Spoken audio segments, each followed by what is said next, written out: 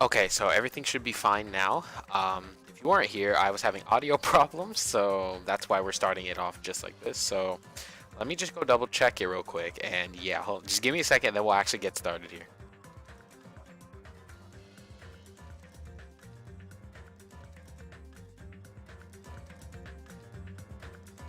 Yeah, okay, it's all good. I just need to change a few things for my social media, which if you're not following, links are on my page on the about page for my YouTube channel. So just go over there, go to the channel, follow my social media. I just gotta change the link. Is all it is. There we go. Okay, so let me go onto Twitter. Yeah, just give me a second, and then I'll be there to start the stream. So hold on.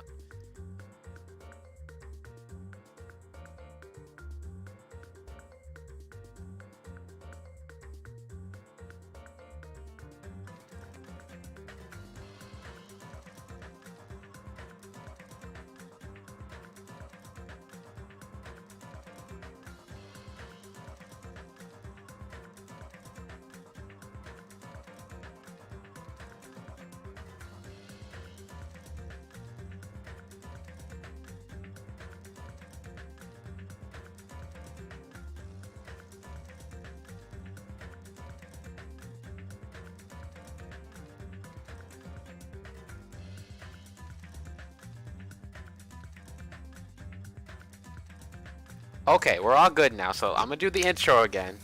So, yeah, okay, so one more time. Ready? 3, 2, 1. What's up, Ant City, and welcome back to some more Danganronpa 2 Island Mode on the channel. You know, our weekly streaming series that we've been doing. If you're just coming in and you didn't see the first little stream we had, like I said a few seconds ago, I was having audio problems, but now it's all good. It's all crispy, because the audio was sounding all like garbled and stuff. It wasn't like as clear as it was supposed to be. So it was just a setting in Streamlabs I had that I had to fix up. So I did that. Welcome to And Diamond Island. that's it, time to finish the pantry raid. That would be next stream actually. This stream we should get through. Let's go check out the handbook real quick, because we've got, let's see, who do we have? We've got, go to system, I mean not system, report card. So we've got, oh wait, no, actually, oh yeah, so this week we're finishing up the rest of the characters. And then next week, we'll be, actually wait. Yeah, we're gonna finish up these last two characters. I forgot we were this close to being done. I might need to change the title of the thing. I might need to change the title to finale, hold on. Let me just edit that real quick.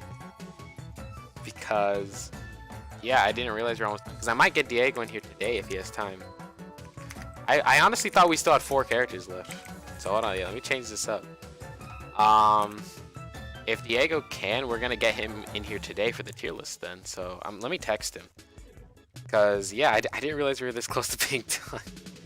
So yeah, let me text Diego really quick. But we'll see how it goes, because I might not, if Diego doesn't have time, and I might run out of time too, so we might have to do the tier list next week. But technically, this is the last stream that's going to be in-game. Next week's stream, if we have next week's stream. Wait, okay. Next week's stream, if we don't do it this week, today, will be the last stream for Danganronpa everything. Yeah.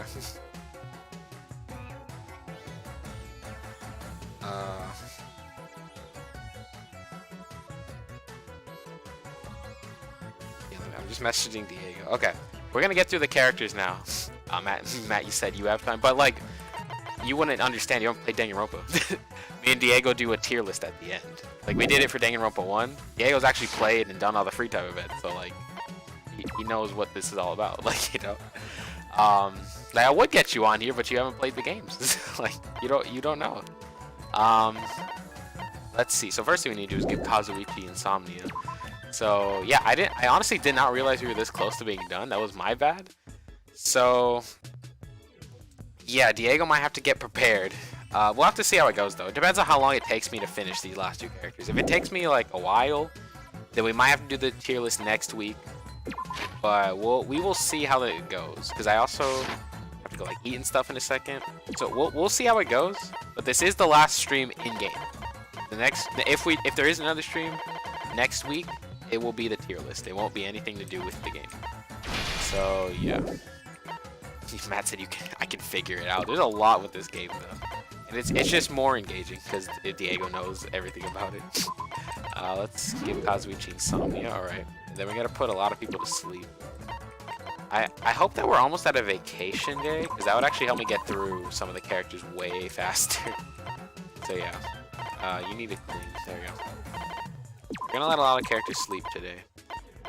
You are a cleaner. Yes, you are. And so is Mikon. And then sleep.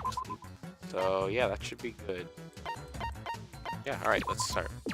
I'll copy Diego's mind and paste it into yours. Alright, go. Yeah, if you can do that, then sure, I'll get you on here. If you copy and paste Diego's mind, then yeah, I'll get you on here easy. Yeah.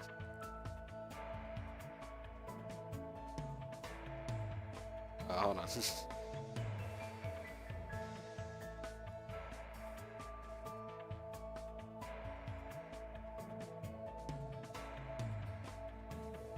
Yeah, but we'll have to see how the stream goes.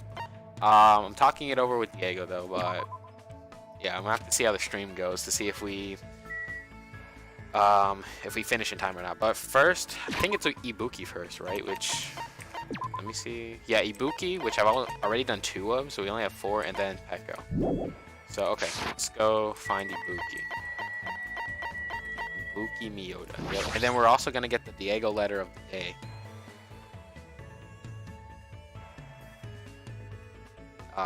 Yeah, hold on.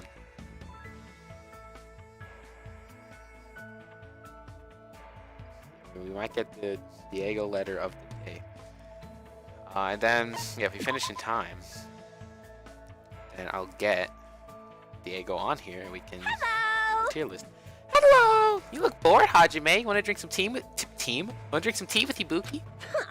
Oh, I've successfully picked up a boy. Now then, it's my treat. So go ahead, don't hold back. Oh, a goth girl. That's it. Spent time at the restaurant eating desserts and drinking tea with Ibuki. Feels like Ibuki and I grew a little closer. Would you like to give Ibuki a present? What would you like to give her? Alright, bet. Yeah, I don't know what to give her. I'm waiting for the Diego letter of the day. He's slacking. He's slacking on the job. Oh, wait, he just sent it to me. Never mind. Alright, we got the Diego letter of the day. So we can give her water, the jeans, absolute tuning fork. She likes that, and the American clacker. I know we have a lot of American clackers. Let's go give her one of those. I know for sure I have a few of those. So let me find them. Or at least one. I think I have a few. I know I at least have one. That said, oh god. Gosh. Where the heck? I must have passed it. Yeah, that's all the underwear. Oh yeah, American clacker. I have 2.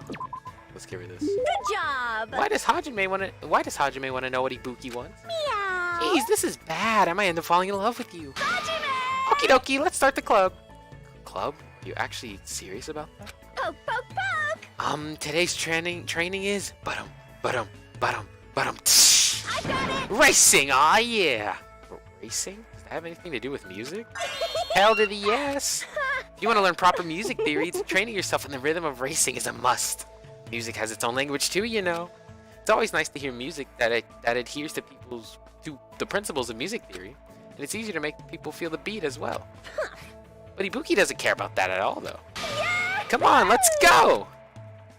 Not only was I bossed around by Ibuki, I had to run 5 laps around the whole island for some reason. Hello. Man, that was really fun, Hajime. No it wasn't. How are you so energetic? What are you Aww. saying? There's no way you could go through a live performance if you get winded by something like this. That may be true. And do you usually train like this all the time? I don't do it for training. Running is Ibuki's hobby. I thought this was training so I could learn proper music theory. Meow. I also like playing 1-person tag and 1-person hide and seek too. It's lots of fun. Have you ever found an 8-leaf clover by the riverbank? Aww. It's seriously so hard. I definitely can't find one at all. Isn't that because 8-leaf clovers don't exist? Hey, hey. Also, it's fun to play a game called Will I Get There? It's super thrilling. Ibuki forgets lots of stuff really fast, so she tries to write memos for important things. But on days I play the game, I go outside without thinking about anything. When I do that, surprise, surprise, no matter how long I am out, I can't get back home. I just think of fun stuff all the time, and after I've taken a bunch of shortcuts and detours, I usually end up somewhere I've never been before. One time I literally nearly walked onto a fishing boat and almost ended up in a foreign country. That's totally it. But sometimes I like to spend time relaxing too. The other day I woke up in the morning with a powerful hankering to look at the stars. So I just waited all day till the stars came out. Impossible. There's no way I can keep up with what she's saying. Also, once Ibuki starts talking, it seems like she'll never stop. That was a very, very packed free time event. There was a lot. After being constantly bombarded by weird topics, I was exhausted by the time I returned to my room. So let's turn up the game audio. And everyone, it's nighttime. Is there plenty of rest? You do very rest tonight? Oh, it's a holiday. Bet. It's gonna help. It's gonna help a lot. Today's the day, huh? I guess I better review everything one more time. Go was one mecha monami. You know. We actually weren't too far off, but... What? You know what? I'm not even gonna say it this time. I am tired of you. Everyone. Today's your day off. Okay, dismissed. Yeah, I just realized since it's our day off, we don't get the next goal yet. Let's go meet with someone. Yep. Let's go finish up Ibuki's free time events. Where is she? I think she was all the way. Yeah, she's right here. Next to. Spend time with Ibuki. Hello. Alright. Saw that. She got the. Wait, I just noticed. Is the nose thing? Is that a Gotenks reference? Because Gotenks is from Dragon Ball Z. If you don't know Dragon, watch it. But yeah, I think that's. Is that a Gotenks reference, or is it supposed to just be like, you know, a comedy thing? It could be a Gotenks reference. She likes these 2.5D headphones. I don't know if I have those. I'm gonna check. Yeah, right here. She likes these. Let's get rid of this. No! Are you really giving that to me? Yeah. That's awesome! Ibuki will totally be pleased with this for the rest of her life. Hello. Why, hello, Var. What do you want to play today? Play? Are we done with the club? Hey, What are you talking about? Playing is a big part of music clubs. Diego, she's all their best girl. Do you know what the most important thing about playing music in a band is? About playing music in a band? The most important thing, let's see. Is it a sense of you? I don't know. Because I don't think it's agreeing on the direction, because wasn't Ibuki's whole thing that she like went off on her own because they didn't agree on the direction? It's probably just technique, right? The sense of unity, but that wouldn't make sense either because Ibuki split off on her own. So I think technique. Is it technique? Aww. Wrong, super wrong. That's the most boring answer. Then I don't know. Most important thing.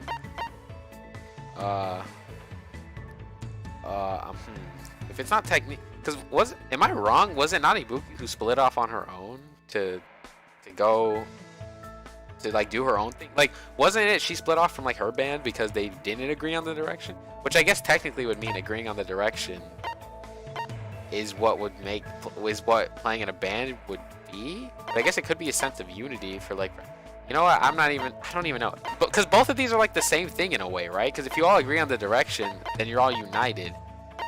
So, like, I don't know. I'm just gonna take a shot. I'm gonna go with unity. Okay, that was correct. Yeah. A sense of unity. Ding, ding, ding! You got it right. Yep, that's correct. It's all about that. The band members performing as a singular unit on stage. Why you? That's the ideal live concert. That's where the greatest music is made. In order to do that, it's particularly important to eat cake with everyone after school. So your training today is to roll your eyes to the back of your head. That's impossible. Also, you gotta learn how to break guitars and how to splatter pig guts. Those are the 3 basics. Please, help for me. Huh? So I just noticed the chat, Diego said it was unity. I didn't even read the chat, my bad. Oh my, are you gonna give up before you even do it? I have a reward for you, you know. Pointing. Pointing. If you're able to withstand the training, I'll make your stage costume. You're the one who's gonna make it? Of course, sewing is a minor necessity when you're in a band. I see. I never expected that from you. Now that she mentions it, everything Ibuki is wearing looks really unique. You can totally tell she puts her heart into making your clothes, so they're not just another commercial product. I feel like I'm finally able to understand Ibuki a little better. Update. That one was short, but still just as wild, basically. Yeah, same line. Alright. And then since it's our day off, we have another chance to go meet with Ibuki. So let's go. But yeah, we honestly are probably gonna get through this really fast. So that'll like it's only been 15 minutes, and we're I think what 2 away from finishing Ibuki. So once we're done with that, which shouldn't take too long, then I'll still have time to read through all the underwear. Read through all the underwear. That is a sentence I never thought I'd say. Yeah, I'll still have a chance to read through all the underwear, and then report cards. But I can. Well, I don't know. I might not read the report cards now. Well, I'll still read them. Just like at least skim through them, and then we'll get Diego on. So let's spend time with Ibuki. Hello. You look bored, Hajime. Oh, already read. Okay, so let's see what else I. And then Diego, you should prepare the second Diego letter of the day, the final Diego letter of the day for Danganronpa 2. You know, for Peko. Bet. So she likes the tuning fork. I believe I have one of those. I believe I. Let me check. I'm pretty sure I have at least one of those. I think it's funny. I have all the. If I have the tuning fork, yeah, right here I have 3. I literally had like enough of the gifts that Ibuki likes the most. So yeah, that worked. Good job.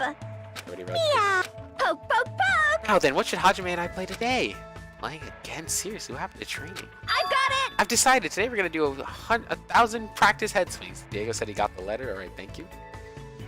Just you know, prepare it. Have it prepared for when we're done with Ibuki. Head swings. Isn't that just called head banging? Ibuki wants. Will start us off. As soon as she said that, Ibuki started swinging her head back and forth with amazing speed. It reminds me. Is it like that gif of Deku swinging his head back and forth really fast? Like, yeah. She's so fast that her head is a blur. I can't believe her tiny neck can keep up with that. You do it too, Hajime! It's fun! I had no idea why I was doing this, but I decided not to think about it and played along. Hajime's doing it too. They're gonna die. Their necks are gonna snap. My head is ringing. Da-boom, na dum dum nam na.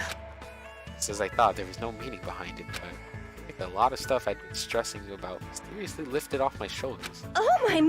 Oh my, Hajime, you look pretty refreshed. I feel like we were playing pretty well together just now, Paul. I see. I see. Ibuki just realized it. With Hajime, Ibuki plays really well. I just remembered that Ibuki left her old band. Apparently she was a member of a girl band that was at the height of their popularity. Hey, wasn't she like part of Sayaka's band or something like that? No, Sayaka had a singing group, wasn't a band. Never mind. Why did you leave your old band? Was it because you had creative differences with them? Oh, is this when you learned that? I already knew that though. I don't know how I knew that. I'm pretty sure I already knew this though, so I don't know. But how should I put it? Creative differences, personality differences. Well, it's not that big of a deal. That's the destiny of a band member after all. Hey! Like I said earlier, what's most important is a sense of unity. Technique is something you gain just by practice. You won't know if the group really meshes well together until you try it once. If it's no good, then that's something you can't really help. That's why Ibuki doesn't really regret leaving the band. Being alone is a teensy bit lonely. Let's see. If I can feel that loneliness by doing stuff with her, even if it's just a little pause, well then I guess I don't mind playing along with her for a while. Then I should keep playing with Hajime today. Why you? Let's continue our headbanging. This time it's for the championship. Whoever loses has to Whoa! What? We're competing now? I ended up banging my head until I lost consciousness. This has been a blessing in disguise that no one won or lost thanks to a double KO. Bro, imagine someone walking by and then seeing. Ibuki and I were pretty tired, so I parted ways with her and went back to my room. So yeah, I think the next free time is the final one for Ibuki. Yeah, good night. There you go. Yeah, it's holiday. Oh, whoa, another holiday? Hello? Oh, it's the final day of the school trip. So yeah, I forgot this thing only lasts 50 days. So all this is you know how we have to like build all this stuff? I think there is an ending, which I might go back and actually do a separate stream, just like doing all the days for this and just skipping the free time events. I might. But right now, these streams were just for free time events. So we'll see if I go back and do that, but I didn't realize it was the last day. So what's gonna happen is we're gonna finish Ibuki, and then it's gonna reset from the beginning. So I'll like have to skip through as fast as I can, and then it'll be like if you saw when we were on day 1, we have to like make certain things. So yeah, it's just gonna restart. It won't change much. But I think this is the last free time event with Ibuki actually, so should be good.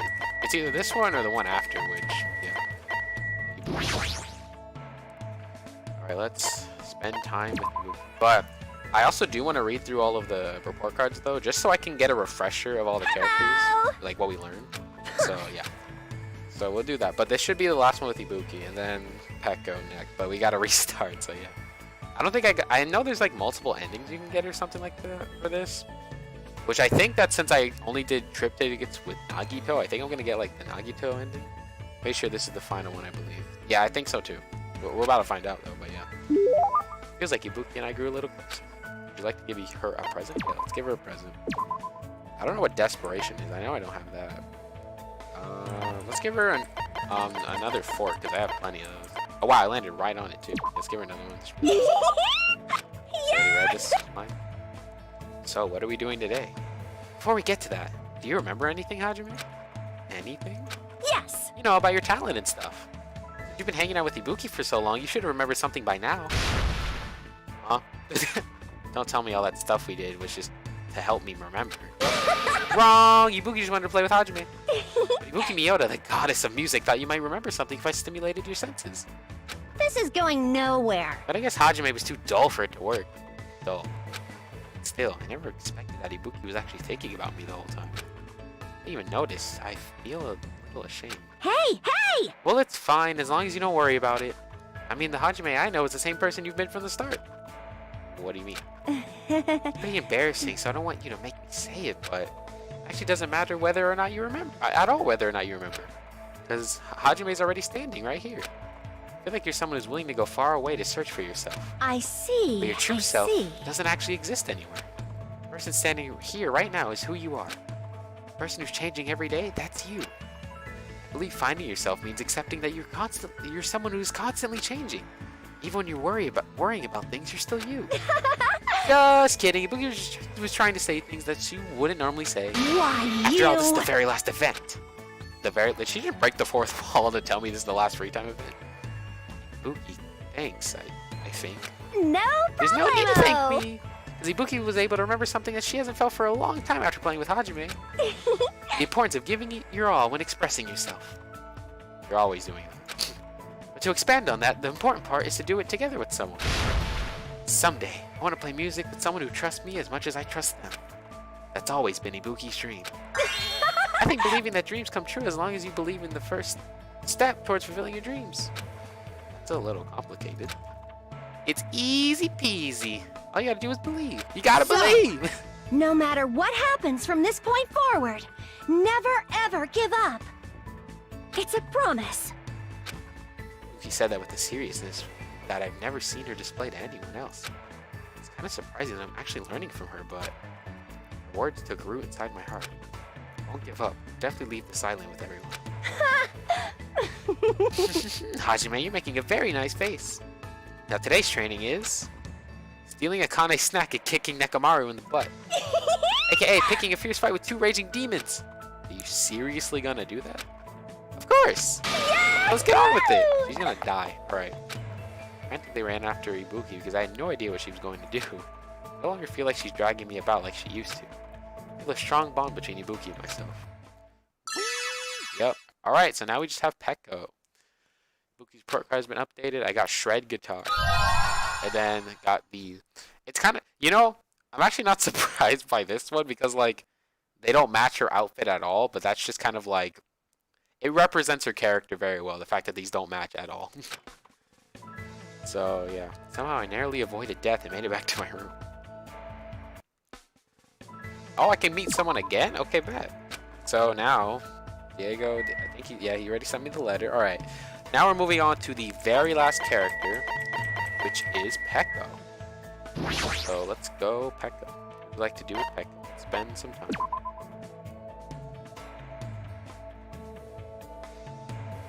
However, I might lose my edge by staying here. Perhaps running along the beach would provide sufficient training. then Alright, you run too. Leg strength is crucial for all things, and there's never a downside to training. Diego said Pecco's a good character too. Spent some time today running countless laps along the beach with Pecco. Pecco and I grew a little closer. Would you like to give Pecco?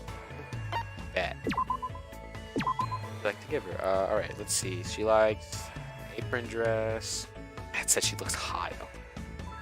Secret Wind Sword Book. I don't know if I have them. There's a few things I can give her though. I know I have apron dresses, but I think they're further up. No, yeah, right here. I know she likes these, so let's get that. No way. Is it really acceptable for me to receive this? No. No, I will not question your sincerity. Thank you, Hajime. It's cool that we're hanging out, but we're not really talking about anything. Hey, Pecco, do you like kendo? Yes. Yes. This conversation isn't progressing. Is your house a kendo dojo? Sort of. Sort of? However, Is there something wrong with that? No, I was just wondering. Pecco's stare is really intense. It might be best if I change the subject. Let's see, a topic that probably won't offend her too much. I know, Pecco, what level are you? could it be? Are you talking about my kendo level? I don't have one. Huh? Dojo trainees typically earn levels corresponding to their years of training. However, I have no need for that. Why? Don't people normally aim for that kind of advancement? No. I have no such aim. My destination has already been decided. Protect who I must protect. Cut who I must cut. That alone is the purpose of the sword. Wielding a blade in its truest sense is my aim. And so, That is my reason for existing. To achieve that, I have no use whatsoever for meaningless levels determined by arbitrary rule. See, Pecco isn't just a typical kendo athlete, she truly is the ultimate swordsman. How could I ask such a foolish question about level? I don't really know much about kendo. I think you're really cool, you're kind of like a samurai. what? Really cool? You say such strange things. No one has ever said that to me before. Well, never mind. She seems very awkward. Is she blushing? However, because of the path I've chosen, there are things I've lost as well. Warm, irreplaceable things.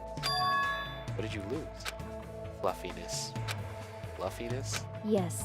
There are things that are warm, fluffy, and soft. The cat that came to visit the dojo, my childhood friend's dog, and even the finch I had as a pet.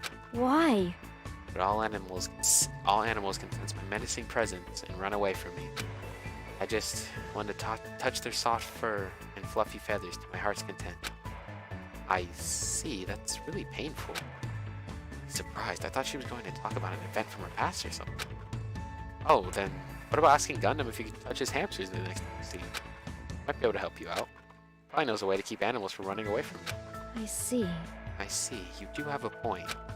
Also, since his hamsters are called the Four Dark Devas of Destruction, might not get scared of me and run away. I should look for Gundam right now. Her eyes look scary. I think Gundam's hamsters might actually freak out. Hey, Hajime, thank you for your advice. If you'd like, please come talk to me again. Goodbye. Echo walked off in a hurry. She must be really desperate to touch something fluffy. But based on this, I feel like I was able to significantly close the distance between me and Pecco. Next time, I might be able to talk to her normally. Update! I decided to go back to my room. Today's the last night of the school trip. You've all worked very hard these past 50 days, even though y'all didn't build shit, but I'm very sad to think that we'll all be saying goodbye tomorrow. Will we even be able to safely say goodbye to each other? Anyway, make sure you prepare for tomorrow and get plenty of rest. Good night. Yep, day 51 was the last day, so we're gonna... Now then, today's the big day. what? Just as I thought, you guys fucked up. It looks like everyone wasn't able to gather all the hope fragments. But don't feel about it. All you gotta do is try your very best again. No problem. You should be able to do even better next time, so please don't give up. I know you guys will be able to get your hope back. Excuse me. Next time. Definitely. Hey, hold on. What do you mean next time? Ah, ha, ha. It's rewind time. My consciousness is fading fast. Till you collect every hope, this school trip will never end. From somewhere far away, I feel like I heard someone saying, Something like that. Ah, would you like to save? Yeah, let's save. Go ahead and save it. Danganronpa. So now we just go right back in the Welcome island to mode. Dangan We say Island. continue. Ding, ding, ding.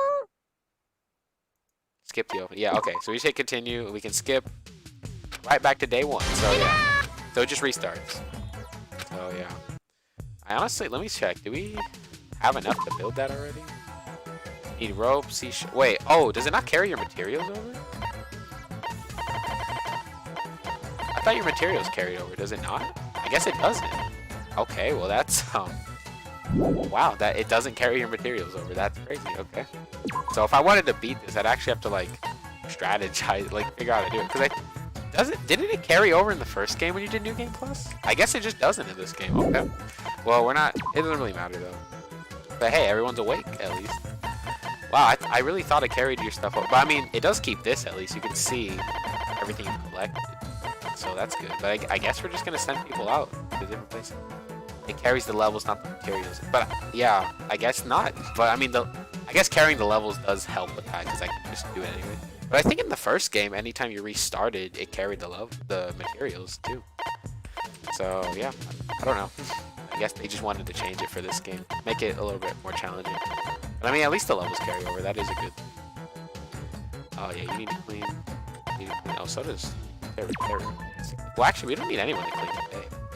Oh, I'm thinking about it. So yeah.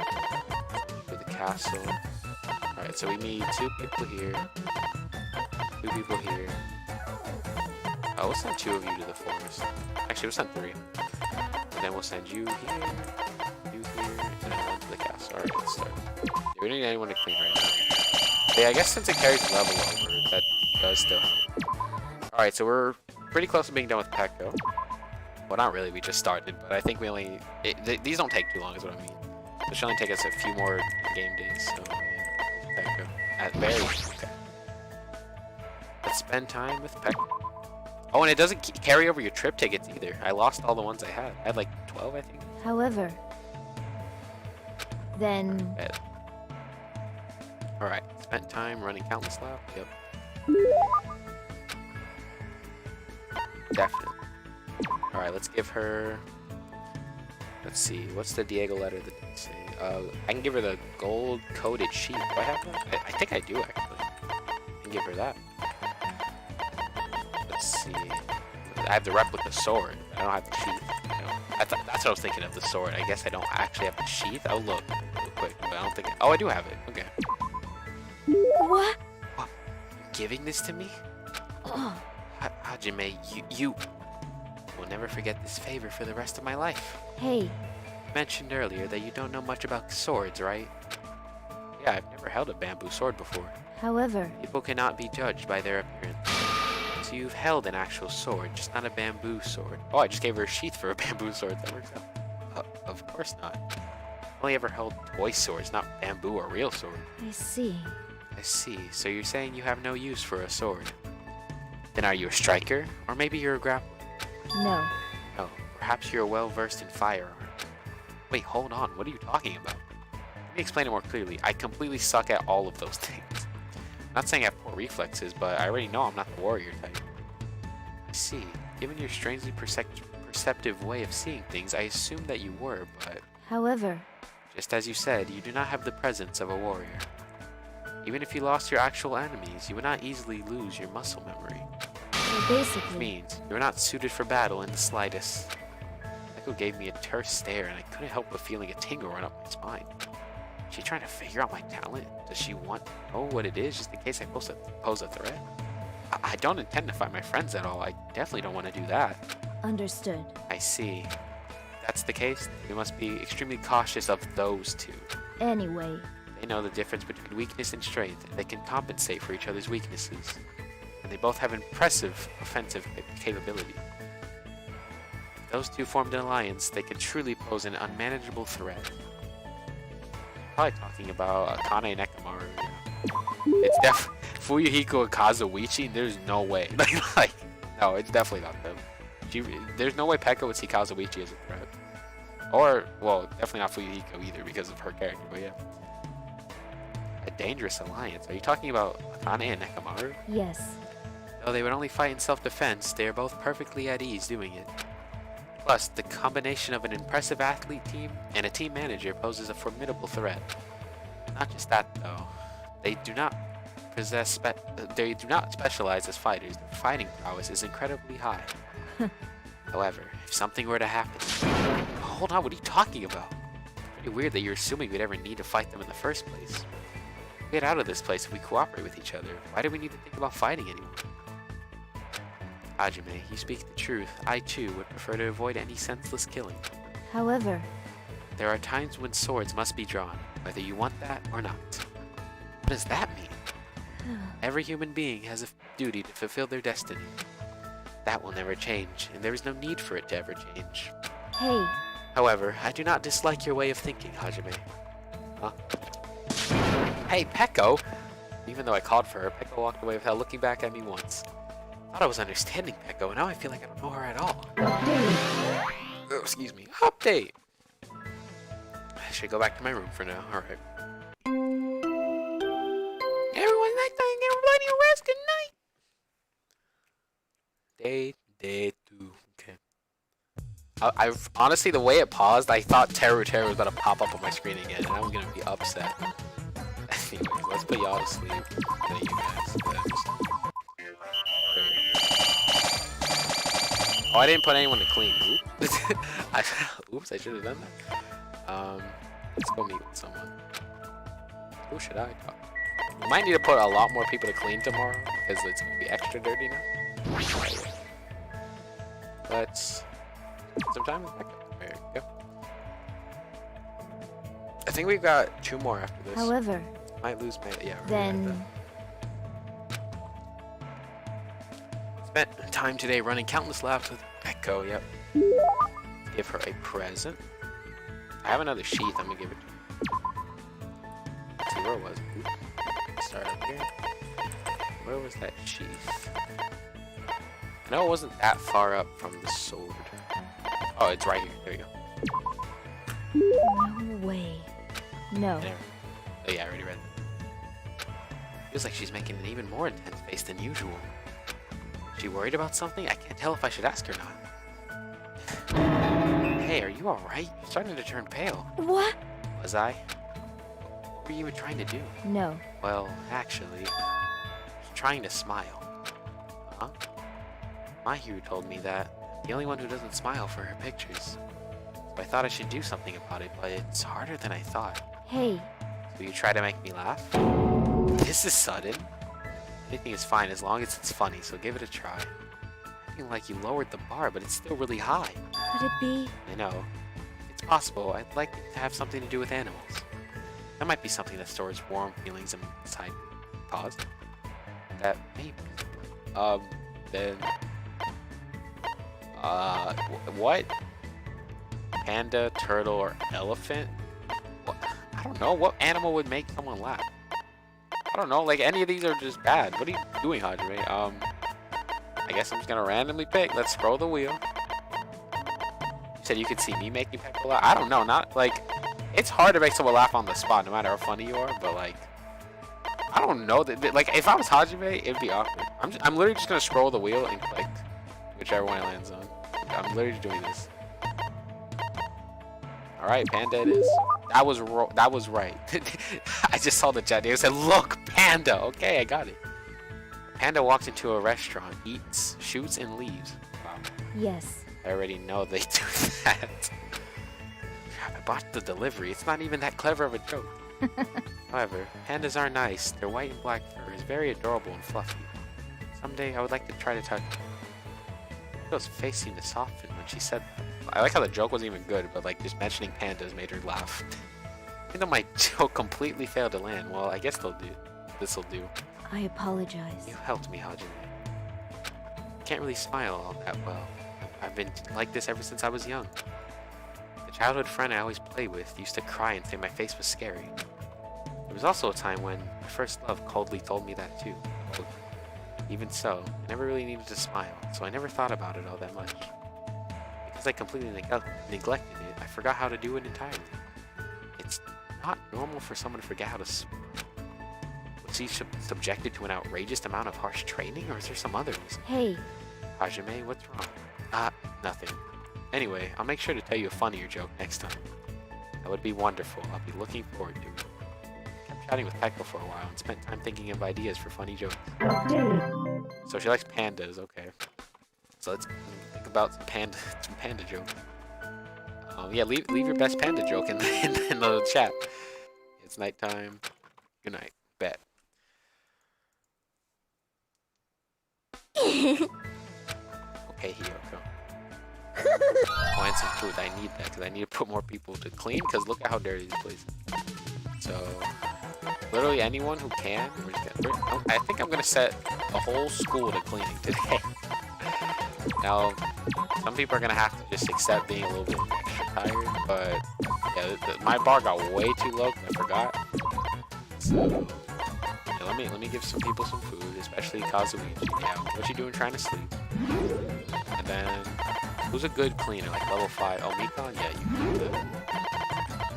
And I don't have ingredients to cook anything else, I don't think. So we're gonna have to take a day to have everyone sleep. I have this medicine of hope. It gains hyper energy. I guess I can do that. Make medicine. Let's see, who can I give this to? It could be anybody. Who's another top tier level 5? Let's give one to Peko too. She's open. Alright. Then, I want to make sure it's clean. Because I think, I actually don't remember what happened with this thing. But yeah, that was honestly more than I needed, but yeah. Let's go meet with someone. Let's go talk to Pico. Look at that, look at Hajime's instant transmission. Look at this. Baller from Terror, just teleport. What I like to do with Peko, I want to spend time with Peko. Bet. I think there's one more after this one. Unless this is the last one, but yeah. however, then... Yeah, alright, yep. Leg strain. And all that. Let's give her a present. So we can give her an antique doll. I have one. Let's see if I have that. Give her that. Let's see. Where is it? I think I do. I don't know if I gave them all the way, but I know I at least had one at some point. I did pass it on. I swear to God, I just saw it. I did it. Antique doll, right here. I did have one. Here we go. What? Have you read these lines? Hey, Listen to this, Hajime. I have discovered a revolutionary technique. Revolutionary technique? Talking about how to smile? yes. Yes. Hiyoko taught it. Hiyoko? Oh no. Bad feeling about this, exactly. I've not attempted it yet, but I have properly memorized how to do it. First, I must hook my fingers to both sides of my mouth. If I pull them to the side and up a little, it will resemble smiling. That's just for show, though. However, That is not all. Apparently, there's a magic spell you can use in this state to make yourself and anyone else laugh. Magic spell? so basically... Apparently, I must put both sides of my mouth with my fingers and chant, I was born on a pirate ship. Oh my god. No, I'm skeptical. I should attempt it. Oh my. Hiyoko would teach her that, huh? No, stop. This is a prank little kids play with each other. Magic spell? Really? Jeez, Hiyoko, you do a lot of creative things. Yeah, if y'all don't know what it is, just try it, you know? That's all I'm saying. Just try it yourself. Hold your tongue and say it. Hajime, why did you stop me? Yeah, after we finish the free time events though, before we do anything else, I'm gonna have to take a break because dinner is done, so I'm gonna have to go eat, but I'll finish up these free time events first. It's nothing you've done wrong, but I don't think you can really call that a smile. I think it'll be more like a smirk or something similar to that.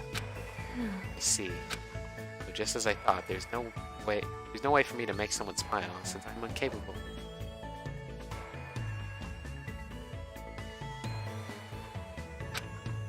No, I didn't mean it like that. Mahiru showed me her photos the other day. They were filled with images of smiling faces. I don't know how else to say this, but they were very nice photos. I swear that smiles give people power. I remembered when I was a kid. There was a time when my childhood friend and I nearly got lost in the mountains. Lost in the mountains? Did you wander away from your parents? No. No, you were forced into someone's car. Okay, jeez. Isn't that kidnapping? Well, Well, it was fine until I saw a chance for us to escape. Afterward, we got lost in the mountain. being really calm about this, but that's an intense situation. I desperately tried to cheer up my friend, but I was also scared and worried. My friend said that I could sense that as well, so in the end, I ended up making him cry. I had been able to smile and tell him that everything was going to be okay, even if it was a lie. I might have been able to take away his fear. I haven't grown at all since then. So what happened? Were you both safe? Well, Of course. obviously. My sword is a tool to protect people. I made sure I protected my friend. Protect, huh? Pekko became strong for that sake, but because she became too strong. Hey Pekko, I want to help out too if you don't mind. Huh? Let me help you so you can finally smile on your own. Isn't it too early to give up now? I see. See. Hajime, to tell you the truth, there's one more thing I would like you to do. Me? I need, No, wait, hold on. I need to prepare myself a little more. When the time comes, I'll tell you. So, till then, please forget what I said. Excuse me. No, this is just a theory. I haven't seen this, but is she gonna ask us to tickle her? Because if so, that's weird. Like, it's honestly really weird. But I feel like if she wants to smile, that's probably the next step. I don't know. Why were her cheeks red? It be. Well, Hajime, what do you think? There's no way Pekko is interested in me. Hajime, you need to chill. Also, shout out to my dog. He just walked in here and then ran away, right? There's no way, right? Hajime really, he's like, there's no way, but I mean, I hope so. Like, he's like, there's no way, but I wouldn't be opposed to it. Like, bro. As I went back to my room, I kept telling myself over and over, there's no way. Yeah, they're trying to get me to eat now, so if this next one's the last one, after the next one, I'm gonna have to take a break. So yeah. Jeez, you're pathetic. Point. Guess I gotta get excited every now and then. Hiko seems to be feeling good. All right, let's see. What's our time? We need some people to sleep. Y'all need to sleep. We need to sleep. Okay, so now we can just send people out to Rocket Punch. You can go. Oops. Oh yeah, you can go there. You can also go there. You need to clean.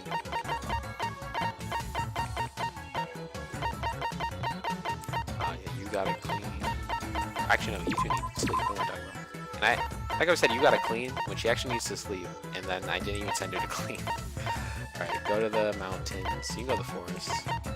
You need to clean. Sleep. Alright, we're good. So let's go.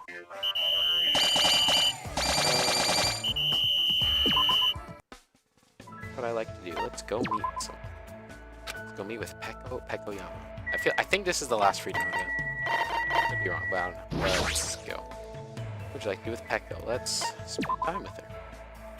And then I gotta check the gifts to see what else I can give her. However, I'll have more apron dresses. I can give her one of those. then Bet.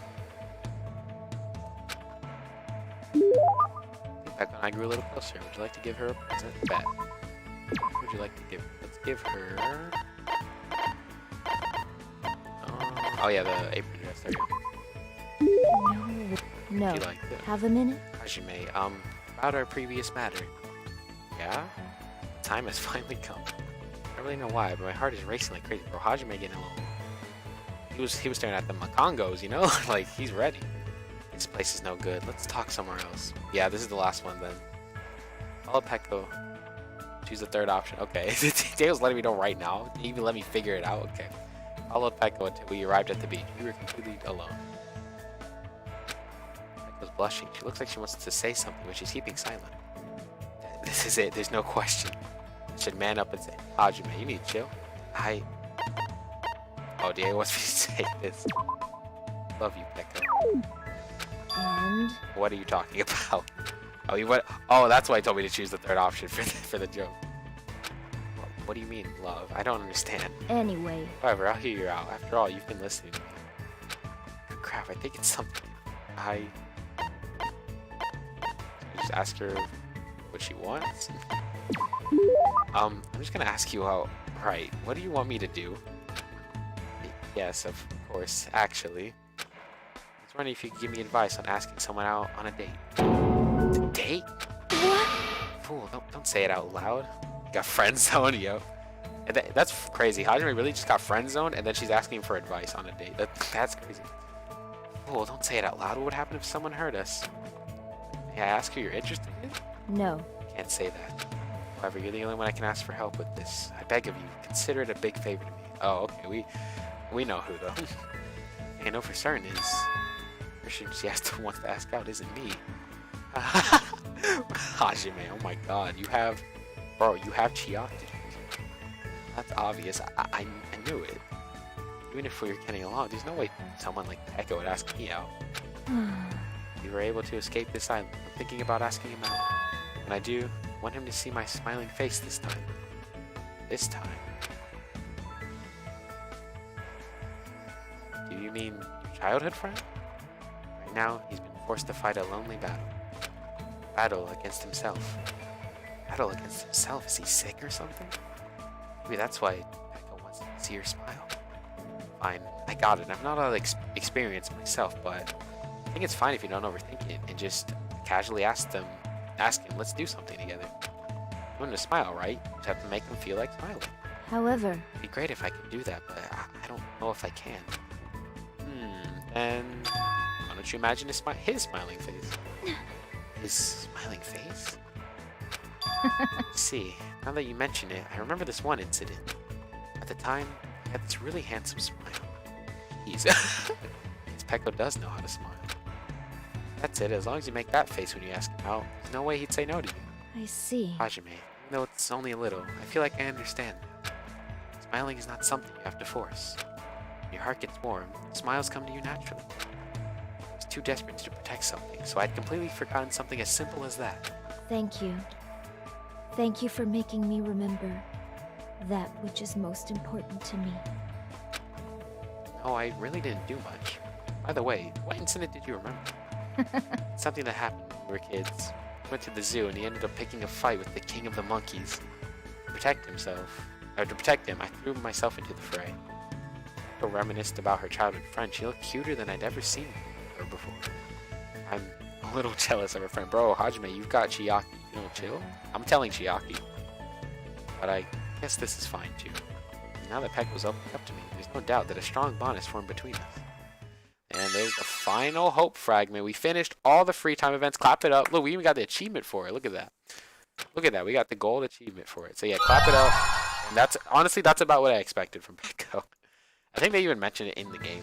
But yeah, after staring at the usher for a while, listening to Pekko's stories, I went back to my room. So yeah, that is all the free time events. But like I said, I gotta go real quick. So I'm gonna leave it on this screen. I gotta go eat dinner, so we're gonna take a little break, and then we're gonna read through everything, and then get Diego in here. So, yeah, I'll see you guys in a bit. So yeah, I'm gonna go eat real quick. So, yeah, have fun. You know, grab yourself a snack. Maybe you all can go eat dinner, and then come back when we're starting up again. So yeah, bye for now.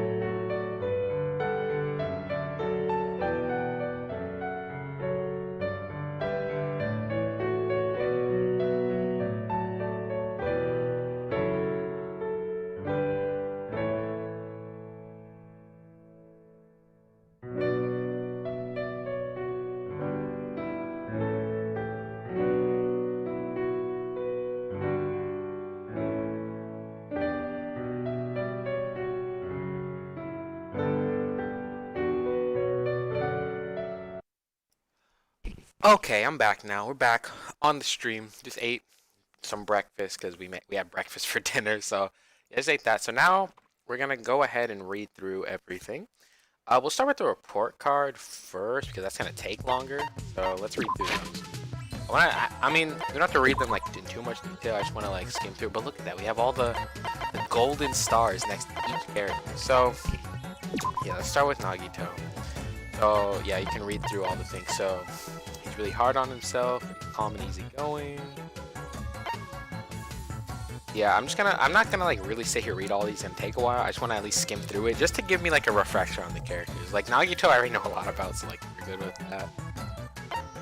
Nagito believes that he experiences terrible luck. Greater hope comes after. Good luck has always preceded by bad luck.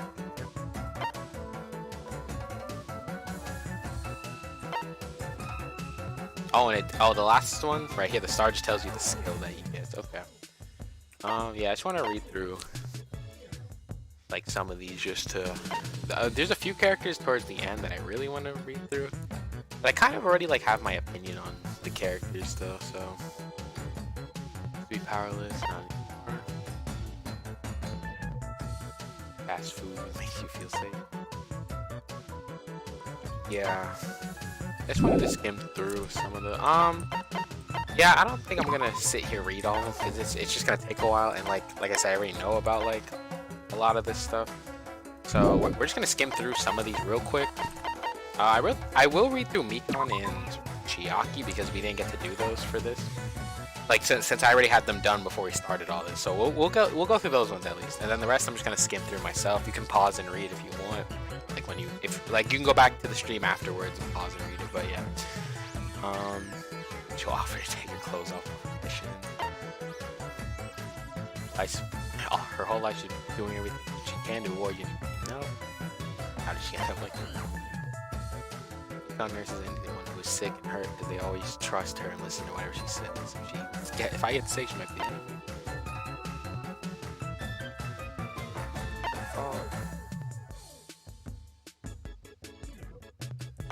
And then yeah, okay.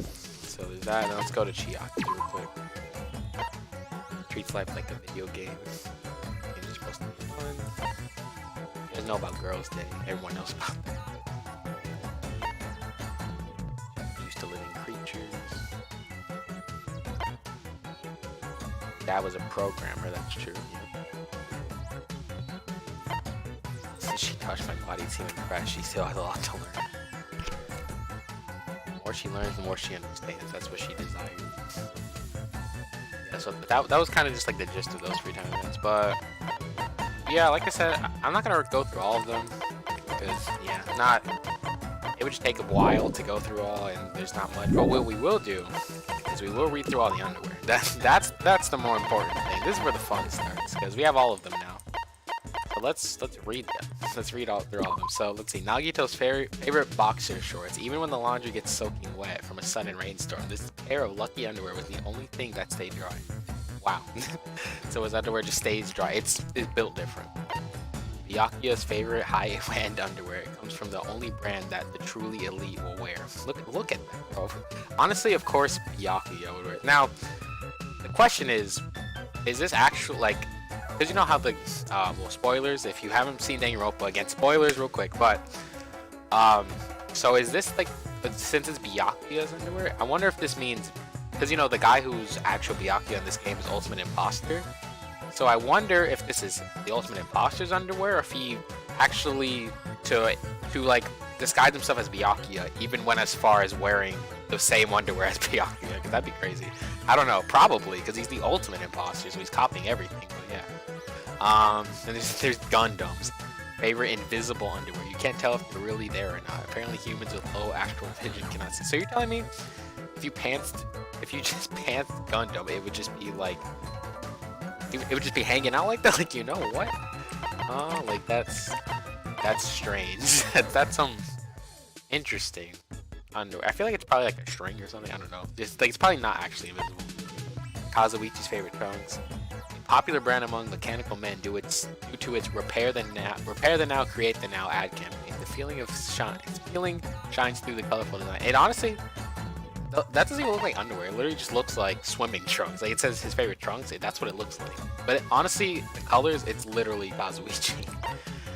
Then there's Teru's favorite briefs. It's a pair of pretty expensive underwear, perfect for someone who wishes to be seen as a cool adult man. There's no way anyone would ever see you like that, Teru. I'm sorry, but it's just the truth. Nekomaru, bro. Nekomaru's got them fruit of the. Look at that. But why did they shape it out to show his bulge? Bro, they really shaped it to his bulge. Anyways, Nekomaru's favorite briefs. They were created by Military World. They were created by Military World, the historically renowned men's underwear manufacturer. Only the best team managers are allowed to wear them. I like how everyone's got like these exclusive underwear, like all this exclusive underwear that only certain people are allowed to wear. Like Kazuichi's is popular among mechanical men. Gundam's is invisible. Byakuya's is like high end. It's like what? Fuyuhiko's, bro. Fuyuhiko's got a batarang for his underwear, bro. Like what is that? Favorite underwear. Despite that, it doesn't seem like he wears them because he likes them. Apparently, he doesn't have his strong feelings towards his underwear. They say that like that's weird. Like, yeah, but so so then wait, why are they his favorite? But he just kind of has them. I guess it's just the brand that he got from the Yakuza, or Yakuza, I don't know, whatever, however you want to pronounce it. But yeah, yeah, he doesn't have. He really got a batarang in his pants. Akane's, yeah. Akane's favorite panties. They emphasize freedom of movement so they don't interfere with fighting. Oh, that's why. That's why she got these ones, to help her move around. Gosh, I mean, yeah, that about what you expect. It kind of looks like Under Armour. Yeah, you know, looks like some Under Armour stuff. So yeah. Chiaki's favorite, the Q8-bit pixel pattern is both retro and modern. Yeah, it's got like a little pink pattern on them. Yeah. You know, it's like, again, like what you would expect because it's Chiaki. Then there's Sonya's Sonya's favorite regal undergarments. The modest lace conveys an air of refined sophistication. Yeah, it's just like, again, like I said, well, why has everyone got like the special underwear? This one's like, like, you know, all regal and stuff. But then there's Hyoko's. Really got. They're actually sized for children in order to fit her body more comfortably. Oh my god, she really got the Patrick stars in her pants. Oh my god. Mahiru's, bro. Mahiru is wild in with these. Like, whoa. Seems she has an eye for detail when it comes to underwear. Like, whoa, you see it? Do you see what she wears? Like, all I'm saying is she's the ultimate photographer, and like I feel like that would cover all grounds, especially if she's buying underwear like this. That's all I'm saying. And there's Mikan's, which just gets the wrong size, so these are a little small. Then there's Ibuki. Ibuki's look even smaller than... Look at that. Ibuki's are smaller than Mikan's. What? Ibuki's favorite panties. These Harajuku style panties perfectly capture Ibuki's cheeriness. Yeah, kind of plaid. Pekko's favorite black thong. She wears these for all her kendo competitions. Yeah. Kendo's kendo. Pekko's on a wild and too. Like, bro, imagine Pekko and Mahiru in like a photo shoot. That's all I'm saying. Look at what they wear. Like, bro. No, anyway, but yeah, tier list though. Best underwear on here. Honestly, which one do I like most? Good question. Honestly, I like Mahiru. You know, for reasons. Mikan. Let's go through these. Ibuki's has a nice pattern on it. I like it. Pekko's is just really small. Mahiru's actually has a pretty nice design. I like that. Yoko's just got them Patrick stars, which is hilarious.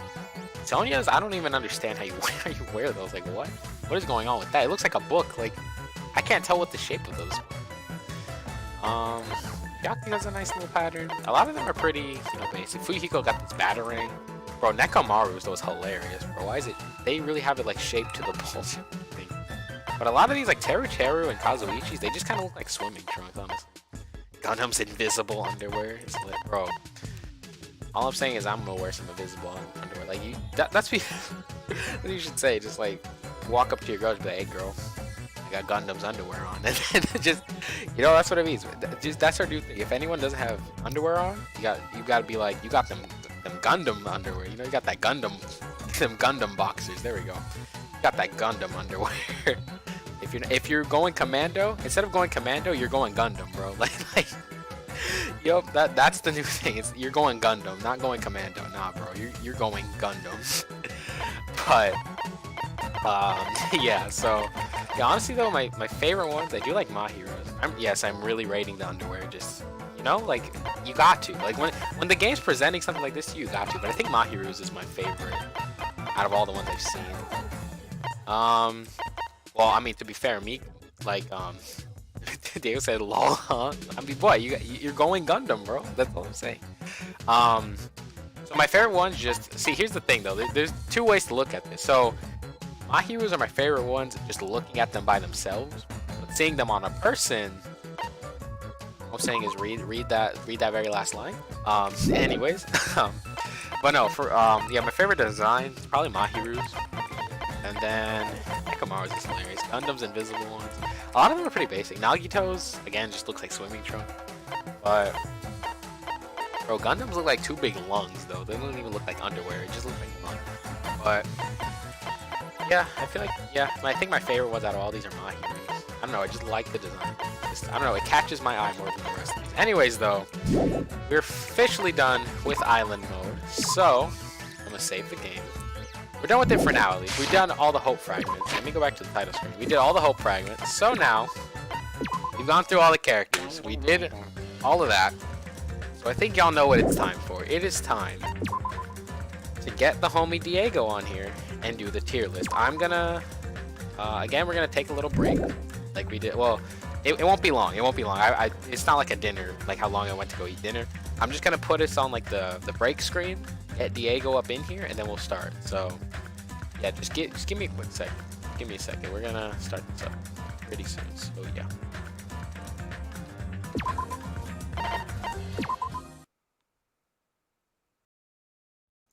Alright, so now we've got the homie Diego in here, so go ahead, say hi.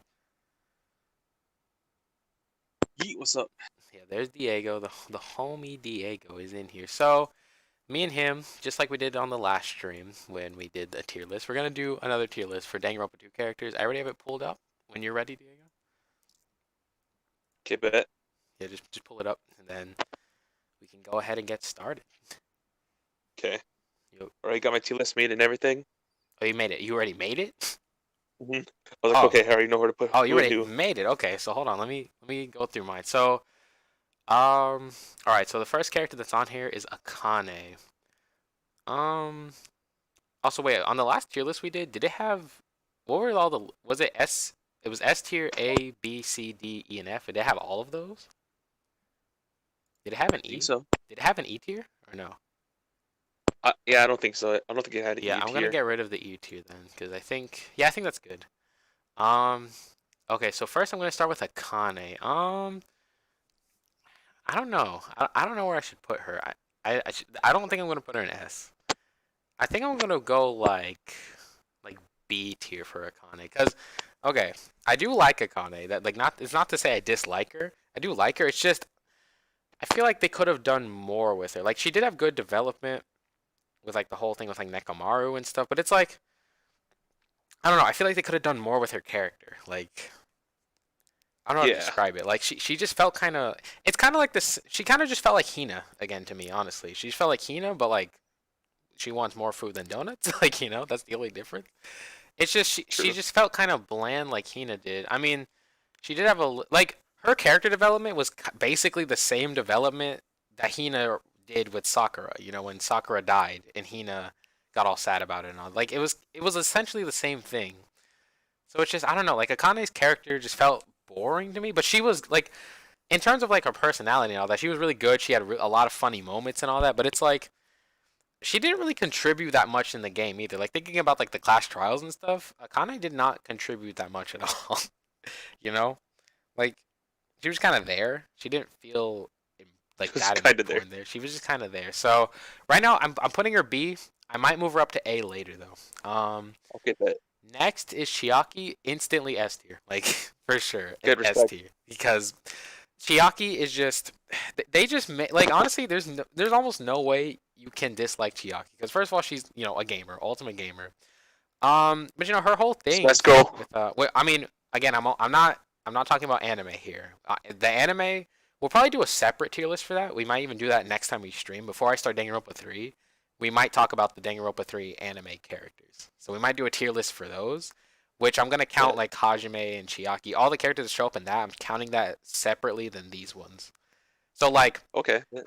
I mean, with that one though, we can also still talk about the stuff that happened in this game, but technically they are two separate things. But for Chiaki, I'm putting her S tier because there was so much stuff that like they just made you like her so much. Like I don't know, there's just something about like she's the ultimate gamer is the thing, and like her whole she really was like really shy and didn't have many friends, but then she gets really attached to Hajime. It's just like a really cute development that they have for her.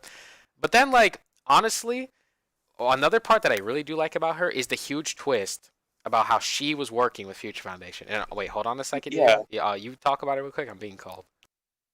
Okay. Okay. So basically, Chiaki was revealed as like a member of Future Foundation, like working as the inside member of the group.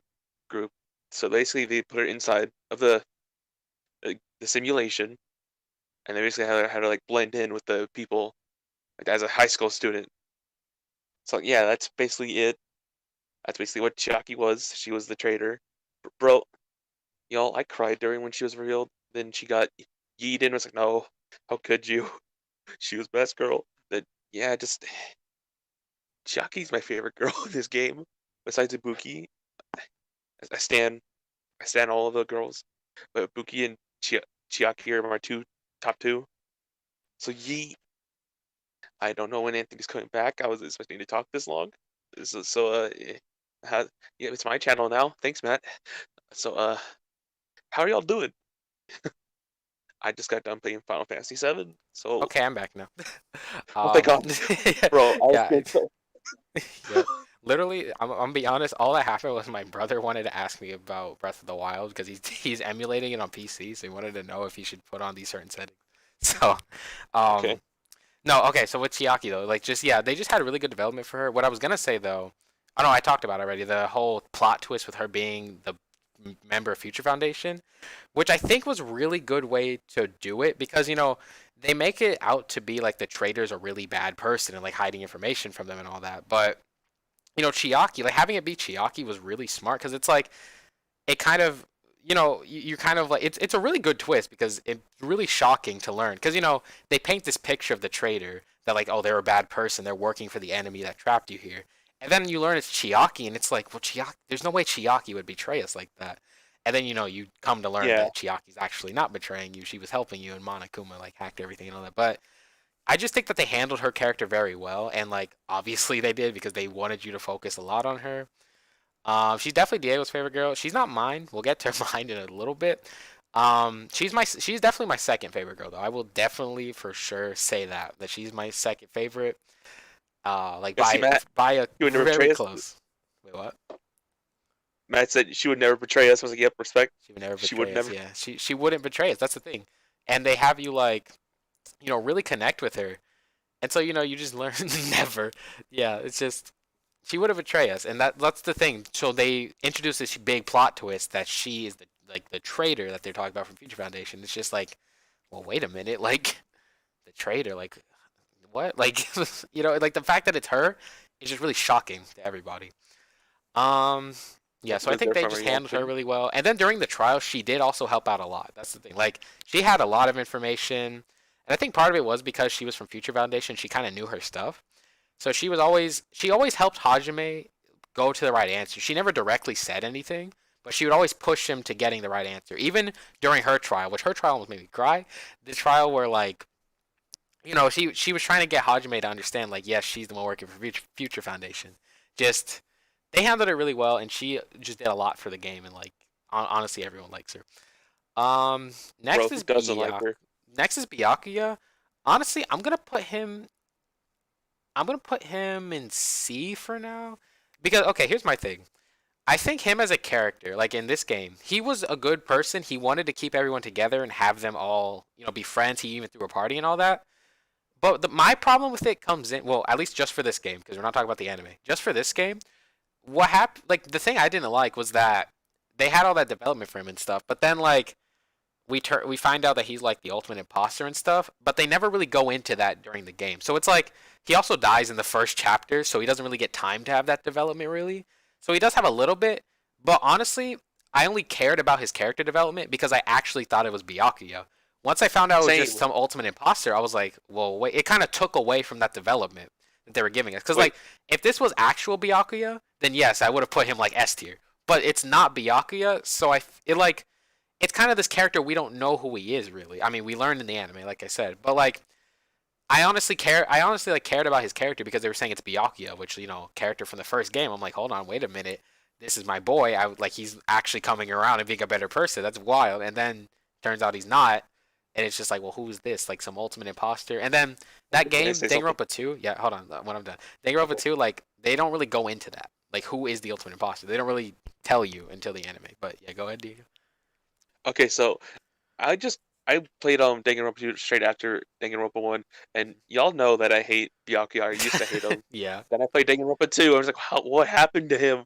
How did he get so big? Yeah, like what happened? And then that's the thing. Like it was such a shock seeing this for Danganronpa because you think it's actually Byakuya, and then you learn it's not.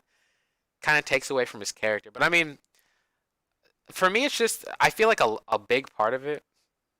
Matt said he didn't like him. He didn't really click with him. Yeah.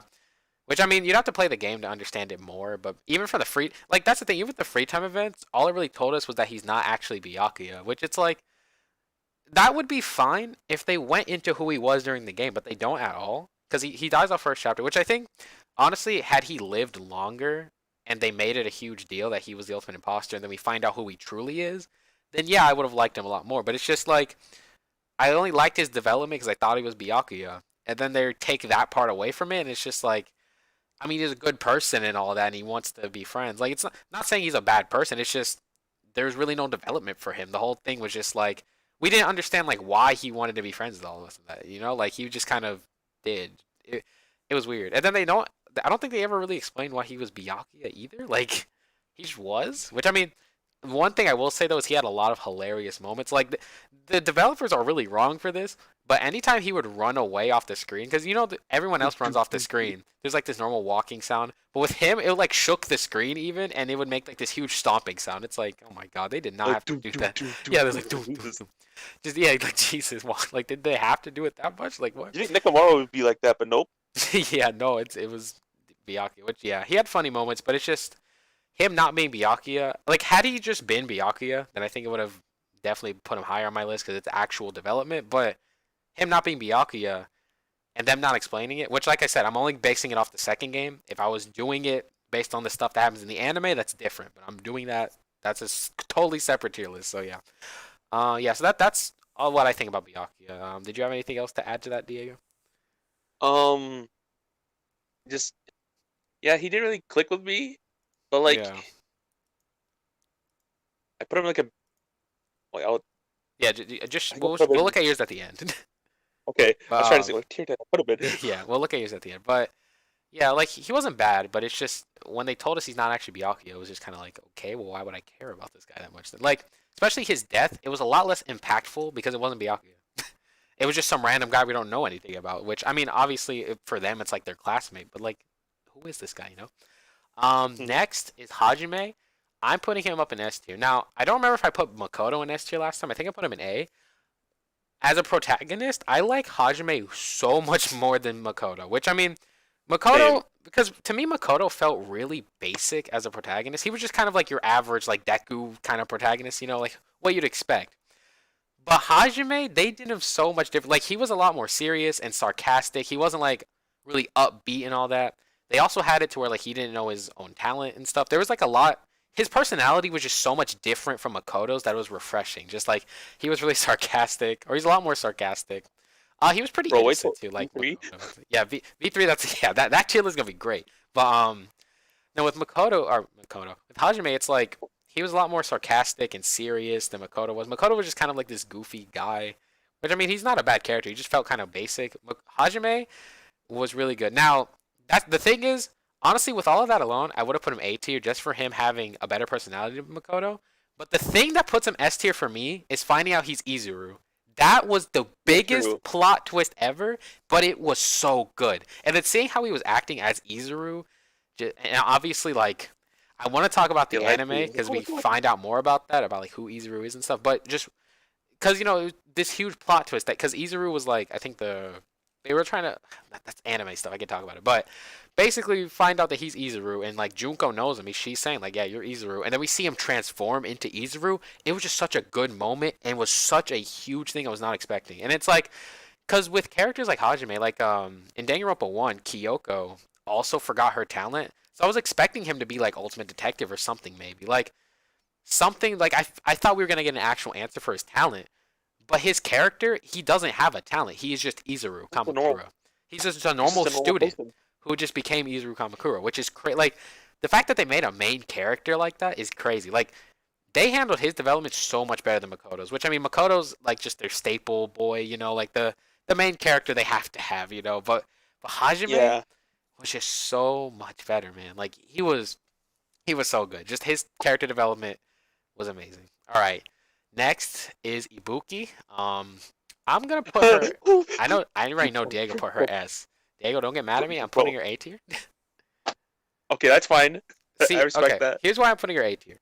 For me, I like her more than Akane because Ibuki again is a really good person, and she was just trying to help everyone feel better. She even put on like that whole concert and everything.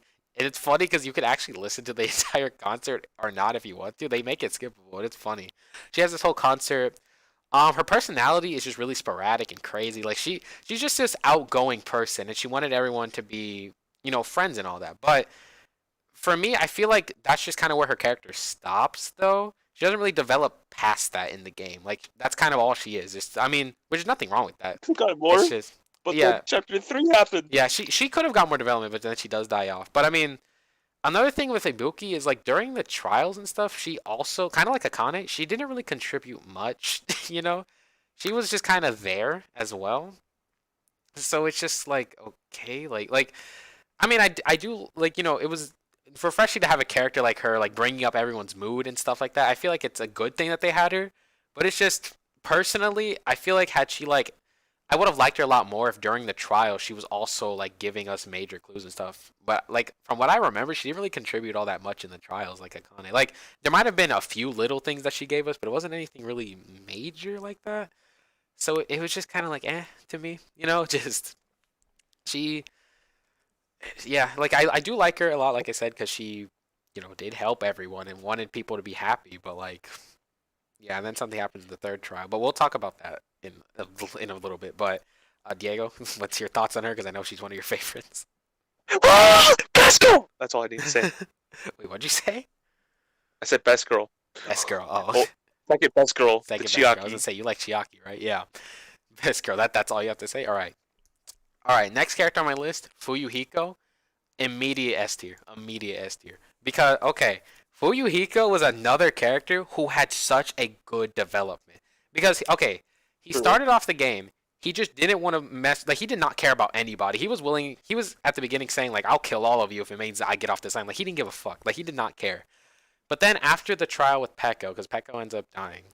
After that trial, I guess it hit him really hard, and like he understood what was really at stake. Because Peko was like the person really closest to him. So then her death kind of impacted him a lot, and he completely turned his character around. And he was doing nothing but being there for everyone. He cared about everybody. He even went as far as stabbing himself to apologize to us, which was crazy. Yeah, and then like he even got like his eye patch and all that. So I'm gonna call him Eye Patch Fuyuhiko. That's my favorite Fuyuhiko. But it's just the way that his development happened throughout the game. He went from not caring about anyone, like fuck all of you, I will kill you all if it means I get off this island. I got things to do. To being like, no, I'm wrong. I'm sorry. I shouldn't have said that. Let's all get out of here together. Like he actually ended up caring about everyone at the end, which was just such good development for him. And just they handled it so well. It was so good. All of it was so good. But yeah, that's where I stand with him. And then during the trials, he also did like help a lot. Like he was, even if it was like he did have a lot of evidence to give and stuff, but he was also a lot of the time steering like the conversation. Like he was the one asking questions, trying to get information. And it makes sense for him though because he's part of the Yakuza. So of course he'd want information and all that. So like just his role in the trials also fit his character very well, and I think it helped him out a lot. Just yeah. But so Diego, what are your thoughts? Bro, Fuyuhiko is an SS tier. Yeah, Fuyuhiko is like one of the greatest boys in the game. Just his development was way too good. But Yeah, go ahead and make a show. Yeah, that's about it. Fuyuhiko's an Yeah. SS tier, and like I'm glad he got more development. Because at Yeah. first he was like I'll get away from him. He's like, oh, okay. Yeah. Honestly, like I didn't think I was gonna like him at first, but then they made him really good, and I liked him. And he's voiced by Uryu, so that's a bonus. But True. yeah, okay. So next we have Mahiru. Honestly, I'm gonna put her D tier only because Damn. okay. Here's my reasoning though. I do like her character, like who she is as a person and all that. Like her whole thing. I mean, especially the free time events made me like her more. How she wants to see people smile and all that. I might move her up to C tier for the free time events, but she is C or D. My only thing though is I feel like she didn't really have any development throughout the game though. You know, she kind of stayed the same all throughout. Like Yeah. she didn't really change all that much. Like her personality stayed. It was just like she was just kind of trying to keep things in line. She was kind of like the mom of the group, basically trying to like keep everything in line, keep things in check. And then she like taking the pictures, wanting people to smile. So it's like she was a good person, but it was like she kind of stayed the same, and it kind of just got annoying after a while. Like I'm not gonna lie, like again, she wasn't a bad person. She had good intentions, but it was just kind of like she didn't grow past what she was at already. Which I mean, again, part of that could be because they didn't give her much time because she died in the game. But it was like even when she died though in the game, I honestly like not to sound rude, but I really didn't care that much because Jesus, Anthony. like she's a good person, but it was like I didn't feel that attached to her to where it really impacted me. It was just kind of like I mean, yeah, it kind of makes sense that she die off because like again, she didn't grow all that much at all. Which I mean, like I said, even her free time events did make me like her more because she wants people to smile and all that. Like she does want to see people happy, but it was just kind of like like I feel like if had she had more time, I would have liked her more. But it was like she just felt really bland to me. Like her character didn't really stick Basic, out. yeah. She just felt really bland. Which I mean, that's why I gotta put her below Byakuya, because at least Byakuya actually had some development. He was trying to like make it like he was actively trying to get people together, and he was in control of everything. He made sure no one had weapons and stuff. Like he did actually have some development, but Mahiru kind of just stayed the same. But Byakuya, like at least he actually had something. Like he was actively doing things. Mahiru, again, like she did want to see people happy, but she also wasn't really actively doing that. Like her thing was she just wanted to take pictures. It's like she wasn't actively like Byakuya was doing like throwing parties for people and stuff. She did help out, but she wasn't the one like planning and actively doing things to make people happy. It was just she was just kind of there, and yeah, like she was just kind of whatever. I mean, she did help out during the trials, I will say, because she had the pictures, and I think she draw the map of the room or something like that. I don't know. Yeah, she did. Yeah, she drew the map of the room, so she was helpful during the trials, but it's like she didn't develop that much. And I know there's a lot of people who like love Mahiru and are gonna kill me for this, but it's like I think she was just bland. Like her character just did not stick out to me that much at all. Like it just yeah. Okay, now all right. Mikon, All right. frame one S tier. In fact, I'm gonna put her in front of everyone else. S tier. Mikon. Okay, Mikon, Anthony. let me say, you know how Diego will say Ibuki's his favorite girl? Mikon is my favorite character. And here, I'm gonna explain why. So, honestly, they just make me, like for Okay, that's me, type. playing the game. Wait, what? Do you have a type? We may have a type. Anyways, let me explain. So so her whole character is just like she's been bullied a lot all her life and all that. Like she's just been hurt a lot, which I guess I kind of related to in a way. So she's just been hurt a lot in her life, and it's gotten to the point where she's just really paranoid and like super apologetic, and like because of her body, people would take advantage of her. Anthony, come on now.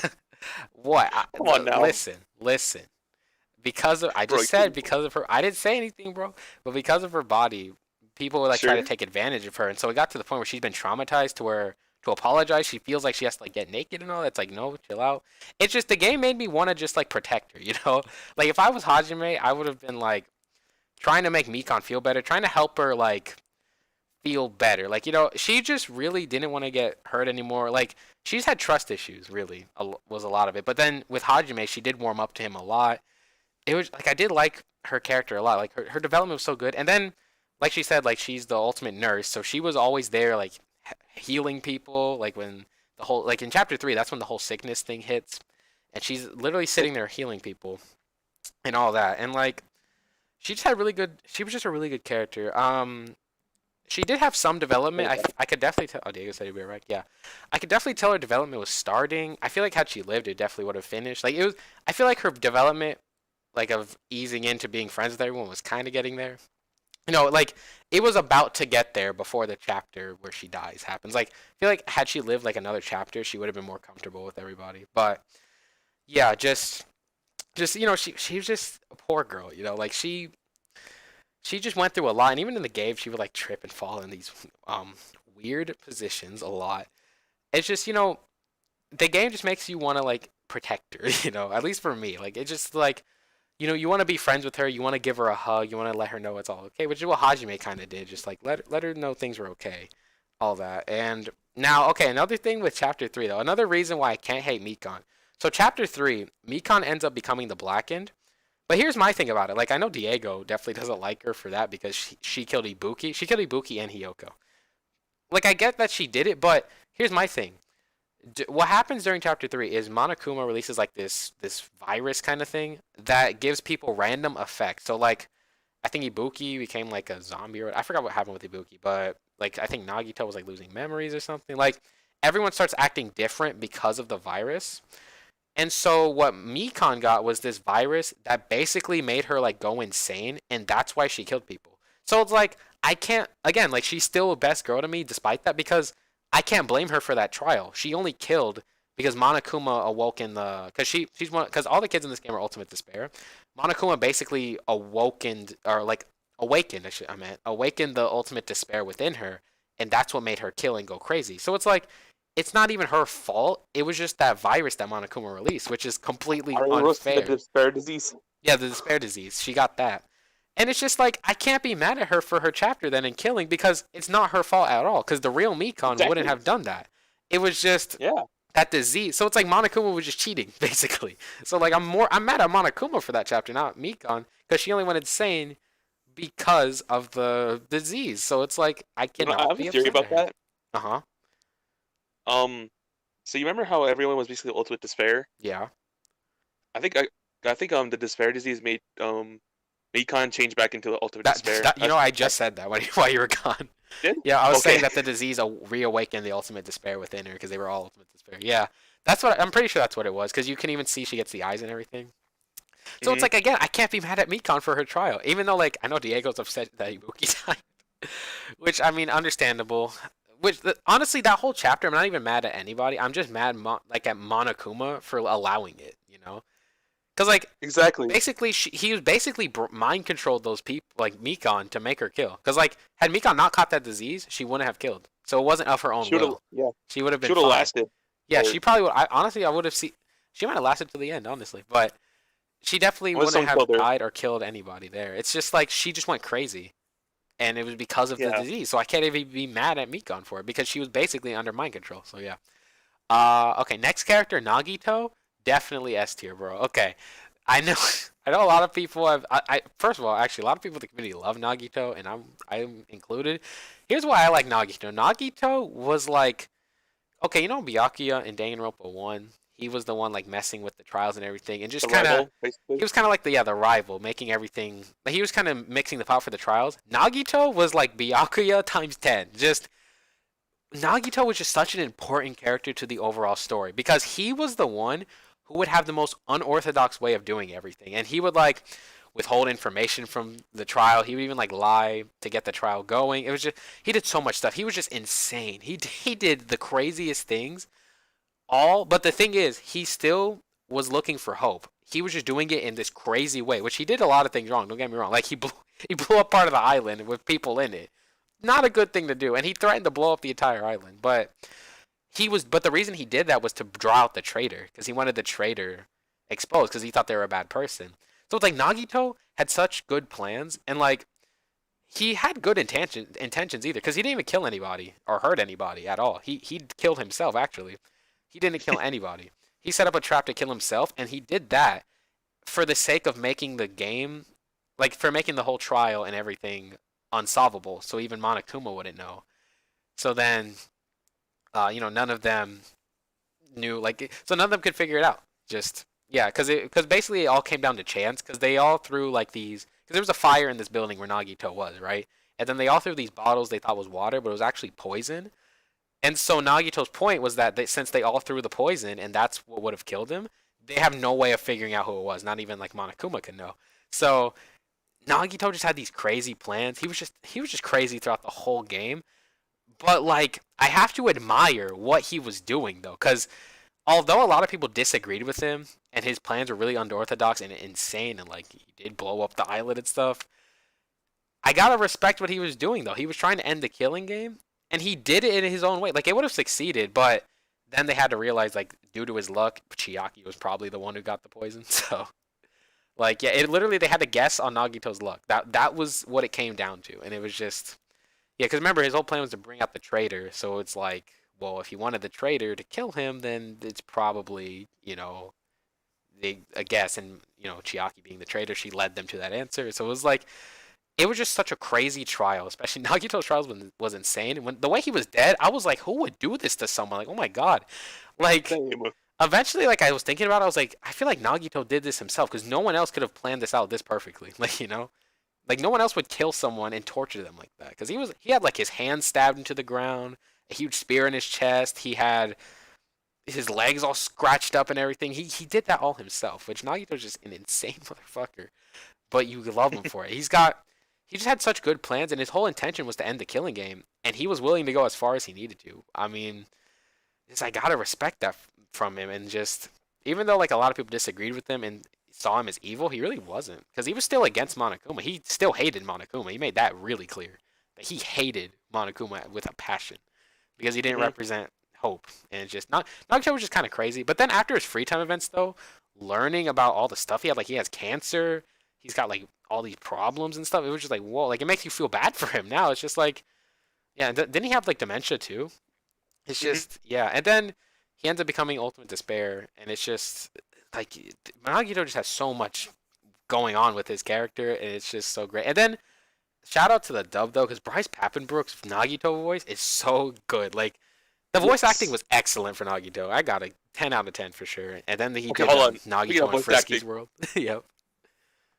Speaking about voice acting, Uh-huh. bro, I bother Anthony so much with my Nagito impression because No, okay, it's not even the impression. It's just you say the same line over and over. bro, it's hilarious to say. It's just ow. And you're just like, stop.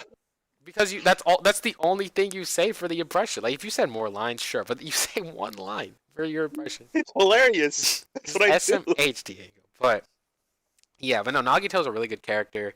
He was very like honestly, he was like a better version of Byakuya to me. Well, what Byakuya's role was supposed to be in Danganronpa 1, because Byakuya, he didn't really do much. He didn't go as far as Nagito did. He did, because like with Byakuya, him mixing up the trials was just because he's a dick. So he was just like, why not?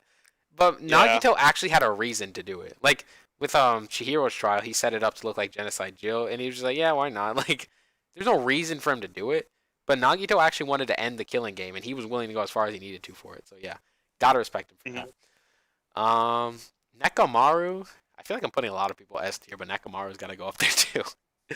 Because Nekomaru, again, just such a good guy. He was always there for everybody. He was hilarious. He had the best line. Honestly, in terms of comedy, Nekomaru had the best lines of the game. But he had a lot of development. Like even with like Akane, his relationship with Akane, him being like the ultimate team manager was like he was able to give people like. Not even just Akane, everybody. He was able to give everyone advice on life, and he was just such a nice guy to everybody. Even during the trials, he was just clowning around, but he also would get serious and help out when he needed to. And just, yeah, he was such a good person. And then he came back as a robot, was still trying to help everybody out. And then even with Gundam, he understood like what Gundam was trying to do, because Gundam, which we'll talk about him in a little bit, he sacrificed himself to save everyone. And Nekomaru understood that, so he like allowed him. Like he went through with the plan. He was like, "I understand what you're doing. We'll fight, and I'll take it seriously." So it's just Nekomaru is just such a good guy to everyone in the game. He was always just so nice and caring. Just yeah, like oh my god, he was super good. Just yes, he was really good. He was a nice guy. And then when his death really hit me hard. And then he came back as a robot, and even as a robot, he was still just as hilarious. Like he was still just as optimistic and hilarious. Just yeah, like his development was really good. I really love Gundam as a character. I mean Gundam, I meant Nekomaru. But Gundam, anything you have to add, Diego? bro. Shit, like that's Shit, yeah. Shit, yeah. He's just such a good character and he was hilarious. But like he was also like just really optimistic about everything. Gave people advice on life and everything. So yeah. Okay, now true. Pecco. Pecco's a little controversial, but I Controversial. because I'm putting her low. I feel like I gotta either put her with Mahiru or well, I might put her up with Akane because I don't know because okay, I'm gonna drop her in C for now, but I might change it because let me explain. The reason with the thing with Pecco to me is just I also feel like she didn't have that much development, you know? Like Wow, Anthony.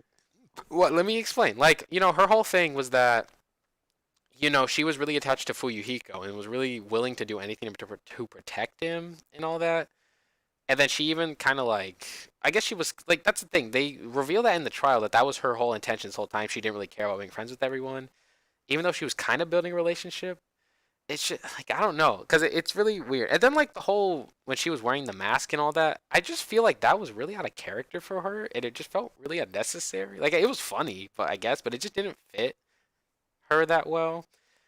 And Wasn't she then like doing it because like Fuyuhiko told her to, I or think it something was like that? something. No, because remember Fuyuhiko didn't want her to kill Mahiru. She just did it. Oh yeah. Yeah. Um. Yeah. Well, I might put her a little bit higher. I think I'm gonna go B because I think I still Okay. like Ibuki more. Yeah, I'll go B. Because here's my thing. Like she did develop a little bit, especially at the end when Fuyuhiko was dying. But like again, I feel like with me, she just kind of never got out of only wanting to protect Fuyuhiko and like just being his servant basically. Because even Fuyuhiko was saying like, "Don't you understand? Like that's not what I want you to be." But she never grew out of that. And I mean, again, I put her up in B because after the free time events, it kind of did open up and make like helps you realize that she does actually want to be friends with people. So that's why I'm putting her B because her free time events helped you realize that. But if you just play the game, she just felt really attached to Fuyuhiko as a servant. But like even Fuyuhiko didn't want that from her, and he would try to explain it, but she would not listen. She was like, "No, I have my duties. I must do this." And like, she never grew out of that. Which I mean, again, I can't say it's her fault. I think she died before she like had she lived through that trial. I feel like she would have gotten to that point, but she never did. Her development was cut off. So I'm gonna put her B with Akane, but only because like they could have developed her more, is what I think. But she never grew out of the whole Fuyuhiko thing. So had she grown out of that and actually like main game been trying to be better friends with everyone, she did help during the trials, I will admit, and she did have some funny moments, like when Nekomaru was like, "Yeah, she was taking a shit." That was hilarious. She was like, "Shit." Yeah, that she had some funny moments, but it's like I feel like I think her only thing that's holding her back is she died, so which is a big thing to Yeah. hold someone back. But it's like had she lived, I think I would have liked her more. The free time events opened up her character to me, and I honestly I love her character design. Can I say the same with Ibuki's? Like just the way they look, their designs, I really like them a lot. And I wanted to like Pecco more, but it's just she never got out of that whole Fuyuhiko thing. She was just really attached to him for that whole trial. Which I mean, I understand why, because as a yakuza, that was just her like role. And then, like she said, she went through a lot as a kid and all that stuff. But it's like I feel like if had she been more trusting to everyone else and like tried to be friends with them. But I'll be back. Okay. I'll wait to give my thoughts on Pecco when he comes back, because I have like a thing to say about Pecco, but like I'll wait till he comes back. That'll be weird. I can't lead a stream on. I'm not the main guy. This isn't my channel. I'm not Ant Games. I'm just Diego. Okay, let's see who he has next. He has Hiyoko, Sonya, Kazuichi, Gundam, and I'm back. Taradero. Okay. Yeah. I was just gonna the characters he had left. Oh yeah. I have 5 characters left. So, but yeah. So that's my thing with Pecco. It's like, again, I probably would have put her higher because like I can't just sit here and assume that she would have gotten that development. I mean, it looked like they were definitely hinting at it, but since she never got it, based on what they showed us in the game, I gotta put her B. I was gonna put her a little lower, but then I remember the free time events that kind of. If had I not done the free time events, I would have put her lower because then I wouldn't have understood how like she actually did care about being French. She even went to Hajime for advice, so it's like, yeah, I'm taking that into consideration. And she did go through a lot as a child, and she even has someone which I'm assuming is Fuyuhiko that she was talking about, because I don't know who else it would be Yeah. that she would protect that much as a kid.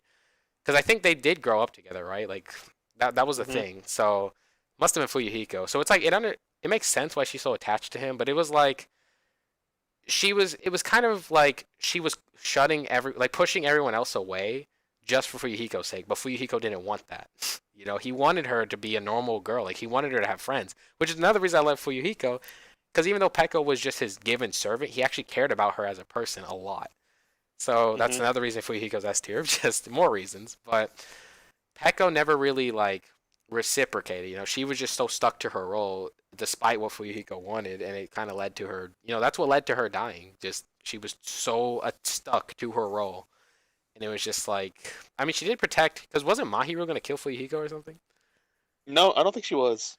I forgot why she killed Mahiru then, but then Fuyuhiko didn't want her to, and he was surprised, and she just killed her, and then like yeah, but yeah, like I understand why she's so attached to him, but it's just had she gotten to the point where she was actually being friends with everyone, because I would have loved to see that development of her being again, I like her character a lot. It's just I wished we would have gotten to see her being friends with people, being like a normal girl like Fuyuhiko wanted. Like that would have been great development for her, being able to trust. Which it's like, honestly, she's just a less developed version of Maki. I feel because she's Oh, basically Maki without development. okay, hold on. B3 is about to be have a lit tier list. I'm B3's just saying tier this list is now. gonna be crazy because there's so much to talk about with that one. Oh my god, there's a lot to talk about with this one too. Okay. So we're done with Peko. Next is Hyoko, Wait, instant F tier. can I say some things about Peko? Oh yeah, go ahead. Okay, okay. So when I first started playing Danganronpa 2, Peko was like the girl. I was like, you know what? I'm gonna talk to her first. She seems like she's doing Yeah. basketball for me. Then chapter 2 happened. It's like, why does chapter 2 do this to me? They Why always did they fall off do my favorite characters. this? Yeah. And honestly, that's how I felt too. Like I thought Peko I was gonna like a lot more. And like I said, I love her character design. So like I was like, you know, I'm gonna try to talk to her, which I didn't really talk to her much because I had Mika. Yeah, But I thought Peko was gonna be up there for me. But like she is in a way. It's just she could have been a lot better. Like she didn't get that extra development, but like they gave us that with Maki and V3. So like yeah, just yeah, like had Peko gotten the same development like Maki got, I would have liked her so much more, but she didn't. But yeah, like I said, moving on, Hyoko F tier for sure. Which my thing hello. is, she's just rude to everybody, and like they do have certain moments where they try to make you feel like she's a good person. Like, oh, she does do some good things. I won't lie. Like she makes the shrine for Mahiru and stuff like that. Like when Mahiru dies, she makes the shrine to try to like say like because because Mahiru was kind of like again the mom. So Mahiru was taking care of Hiyoko, like tying her kimono and stuff like that. But Hiyoko was rude to everybody else, which I mean, again, like the fact that she was close to Mahiru just kind of shows she wanted someone to just care for her. But it's like I said this during the streams, that's just not how you go about it. And I just didn't like how she Exactly. was just rude all the time. And then I mean, obviously I'm a little bit biased because Mikan's my favorite girl, and Hiyoko bullied the fuck out of Mikan. But I mean, again, like I said, but I mean, looking past that though, I just didn't like Hiyoko all that much because she was just rude a lot. She does have her moments, but then it's kind of like backhanded, like she has these good moments, but then goes back to insulting everybody. It's like she'll have like this little tiny moment where she's caring about someone, and the next moment she's like insulting somebody. It's like it doesn't make people want to care about you. It's like if just I feel like again, which part of it again could be she died, which could this is gonna go for a lot of these characters that they died too early. Had Hiyoko maybe come around and like she kind of a little bit did at the end of Mahajime's free time event, she kind of became friends with him. But had she like opened up more about how she felt and wanted people to like care about her, like had she mentioned that at some point, I would have liked her more. But like she doesn't, Okay, and hold it's just rude all throughout. And so yeah, it's like on. she's another one that like when she died, I was like, yeah, I don't really care. But what? Diego? Okay, I wanna. Yeah. Okay, so remember in chapter 3, Hyoko was like trying to change. I can at least like she was like trying to be like more nice, no, more nice. She's trying to get like Fuyuhiko like forgiveness, kinda. But Yeah, like kind of. she does just oh Fuyuhiko, you're good Yeah. now. Yeah, like I said, like she was trying to change, that's for sure. I could say that. But it's like she never got to that point though. So Exactly. I gotta put her down. Cause it's like again, and like everything before that, she was just so rude to people for no reason. All this stuff. It was just so much stuff that just kind of kept piling up, and it made me not like her as much. She did have some hilarious lines, though. I will say that she had some great lines, like ham hands, Ham calling hands. Byakuya ham hands. Like she had some lines, but it's just Ham hands. that's the only reason I could say I would even consider putting her higher is her funny lines. But it's like her as a character, though. Like again, I could see she was trying to change, but it's like how far would she have gotten? We don't really know. Like she did try to forgive Fuyuhiko and stuff like you said, but like she did that multiple times though, didn't she? Like she would be a little bit nicer to people, but then go back to like insulting. Because I think even with forgiving Fuyuhiko, she was still being rude to him in a way. So A little bit, yeah. yeah, she was It still was being like kind of rude to him. So yeah. I did feel bad for her when Mahiro got killed. I was like, oh, poor Yoko. Yeah, She's gonna get blamed I for did feel a this. little bit bad because again, I understand that she wanted someone to care about her, and Mahiru was the one to do that. But it's like, if you want that, don't be rude to people. You know, it's just I just didn't like Exactly. how she was rude. She just kind of annoyed me a lot, honestly. And I mean, she was starting to get out of it, but then she got killed off. So yeah, I'm gonna put her down there just because I didn't like how she was so rude and all that all the time. There's a lot of people who love Hiyoko though. It's like, yeah, Bro, we're gonna get killed by Yoko stands. yeah, I know. Anthony, But you know write your what? gravestone. The gravestone. But you know what? It's fine. I've got the squad up here in S tier. We're good. Is that the squat bet? Yeah.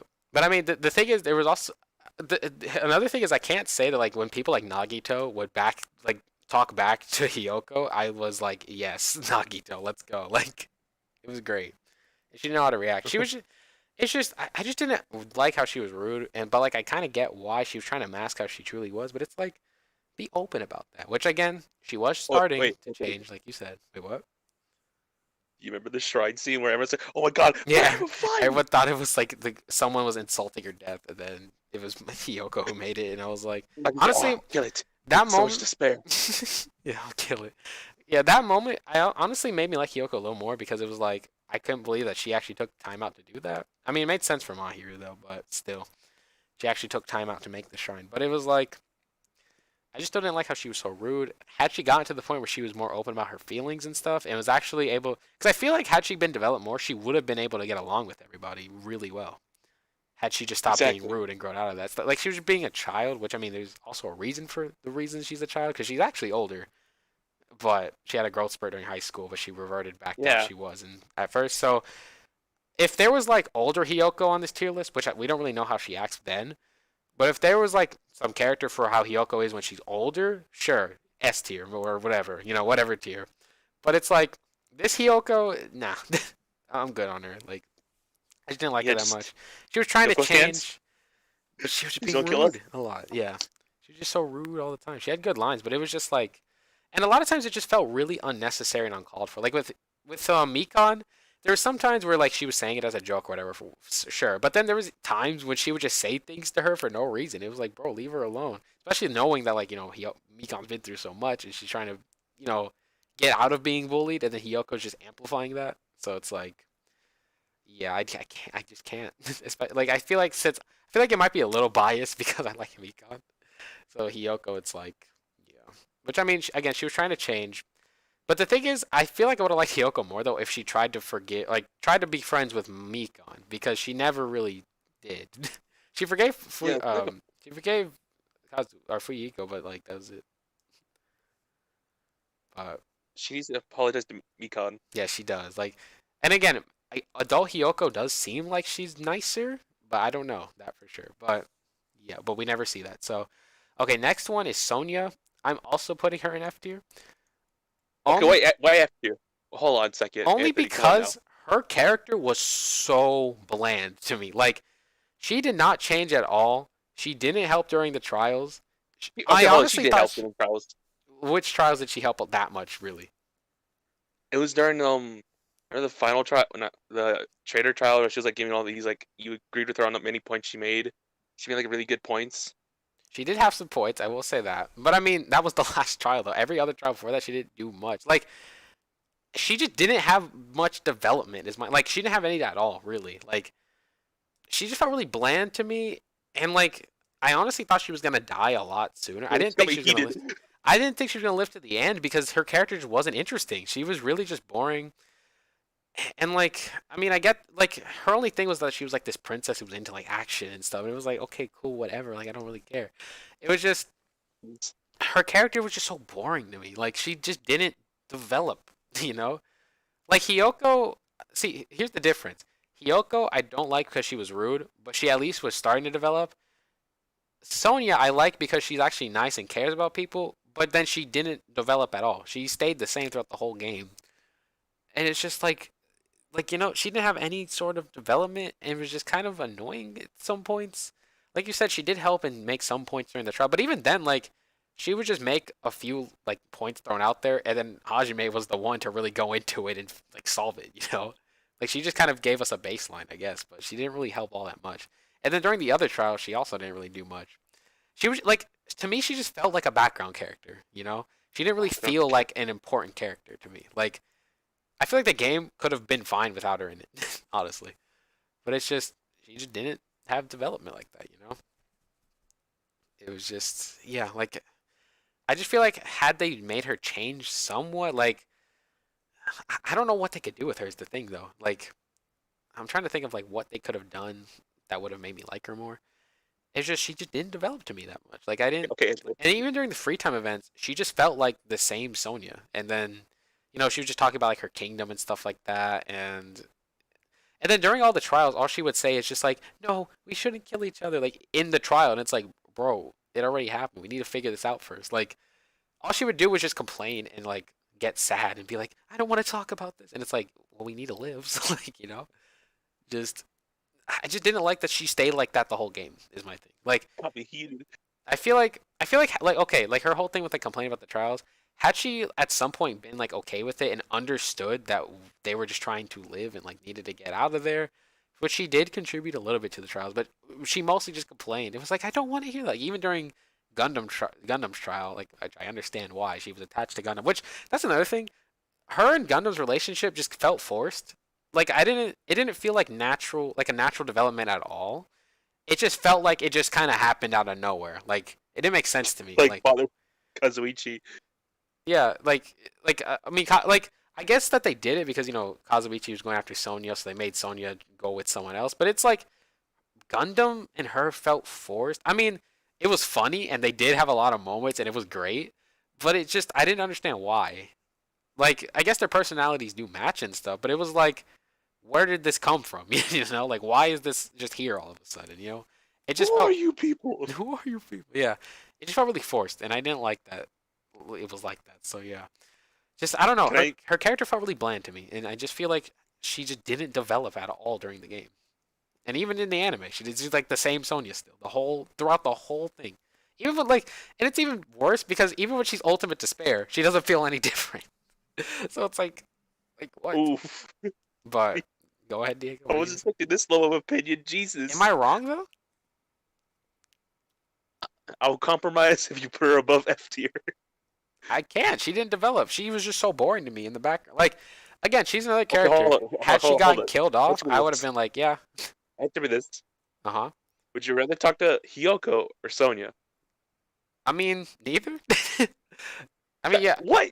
Okay, like I said, though, it depends, though. Because Hiyoko, she is rude and all of that. But then she also did have the development where she was trying to be nicer to people. We got to remember that. So, like, I feel like eventually I could have been friends with Hiyoko, maybe. Depends on how her development went. But Sonya was just, like, bland and kind of annoying. Like, kind of annoying? She was. She was kind of annoying. You can't lie. Taro's annoying. Get your facts right. Taru is just perverted and hilarious, but... Okay. Yeah, just Sonya was really nice. Huh? Can I say my... Oh, yeah, go ahead. Sonya was really nice, especially in, like, the chapter... What chapter was it where you like trapped in that one house and you're like couldn't eat any food? Chapter 4. Yeah, chapter 4. Sonya was basically like well, most of the girls that lived on what was the hall they lived in? Was it Grape Hall or no? It was Grape. It was Grape because most of the girls on that side were like didn't think Hajime was a traitor at all. Like we never doubted Hajime at all. I was like, I respect that. Thank you, true. Guys. You guys did. Yeah, just. Yeah, I just Kazuichi was the only one that did. I was like, wow. Yeah. Kazuichi. But that's the thing. Like, she was nice and all that. Like, I can understand. Like, she was a really nice person, and like again, I wouldn't have like being friends with her. I would have no problem being friends with her. But it's like she didn't develop though, and like in the situation that they're in, you said she did develop. I said you didn't develop. I didn't develop. I mean, I'm not in Danganronpa, so I don't need to develop. I'm just I'm just kidding. kidding. But it's just with the whole situation they were in. She just kind of complained a lot and was like, I do not want to hear it. And it's like, bro, you're gonna have to hear it. Like, Bow down. yeah, Pal Tell, that was funny. She had funny moments. A lot of characters had funny moments, but it was just she didn't really develop much. You know, she just kind of stayed the same Sonya all throughout. And it's like when she lived through to the end, I was like, why? You know, like I didn't really understand it, and I was like, out of all the people we could have picked, Sonya lives to the end. Like really? You know, just I just yeah, she just felt really bland to me. Is all I have to say about it.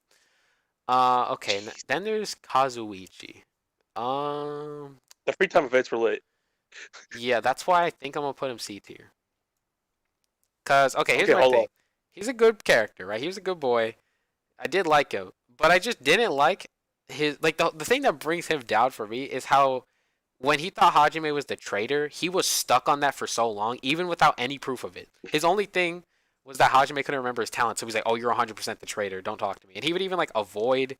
He like there was so many plans they were gonna make where it was like, I think even during like when they got to the houses, they were like, "Let's split up and search," and like I think like whenever I think Hajime was gonna go with Sonya or something like that, Kazuichi just did not like it because he thought Hajime was a traitor for no reason. And then they even had a plan where it was gonna be him and Kazuichi, and he was like, "No, I can't go with Hajime." And it's like Hajime has not done anything this whole time. And if he was really the traitor, he like helped out during all the trials. Why would he not like try to throw it off? You know, it's like he just for no reason started thinking Hajime was the traitor.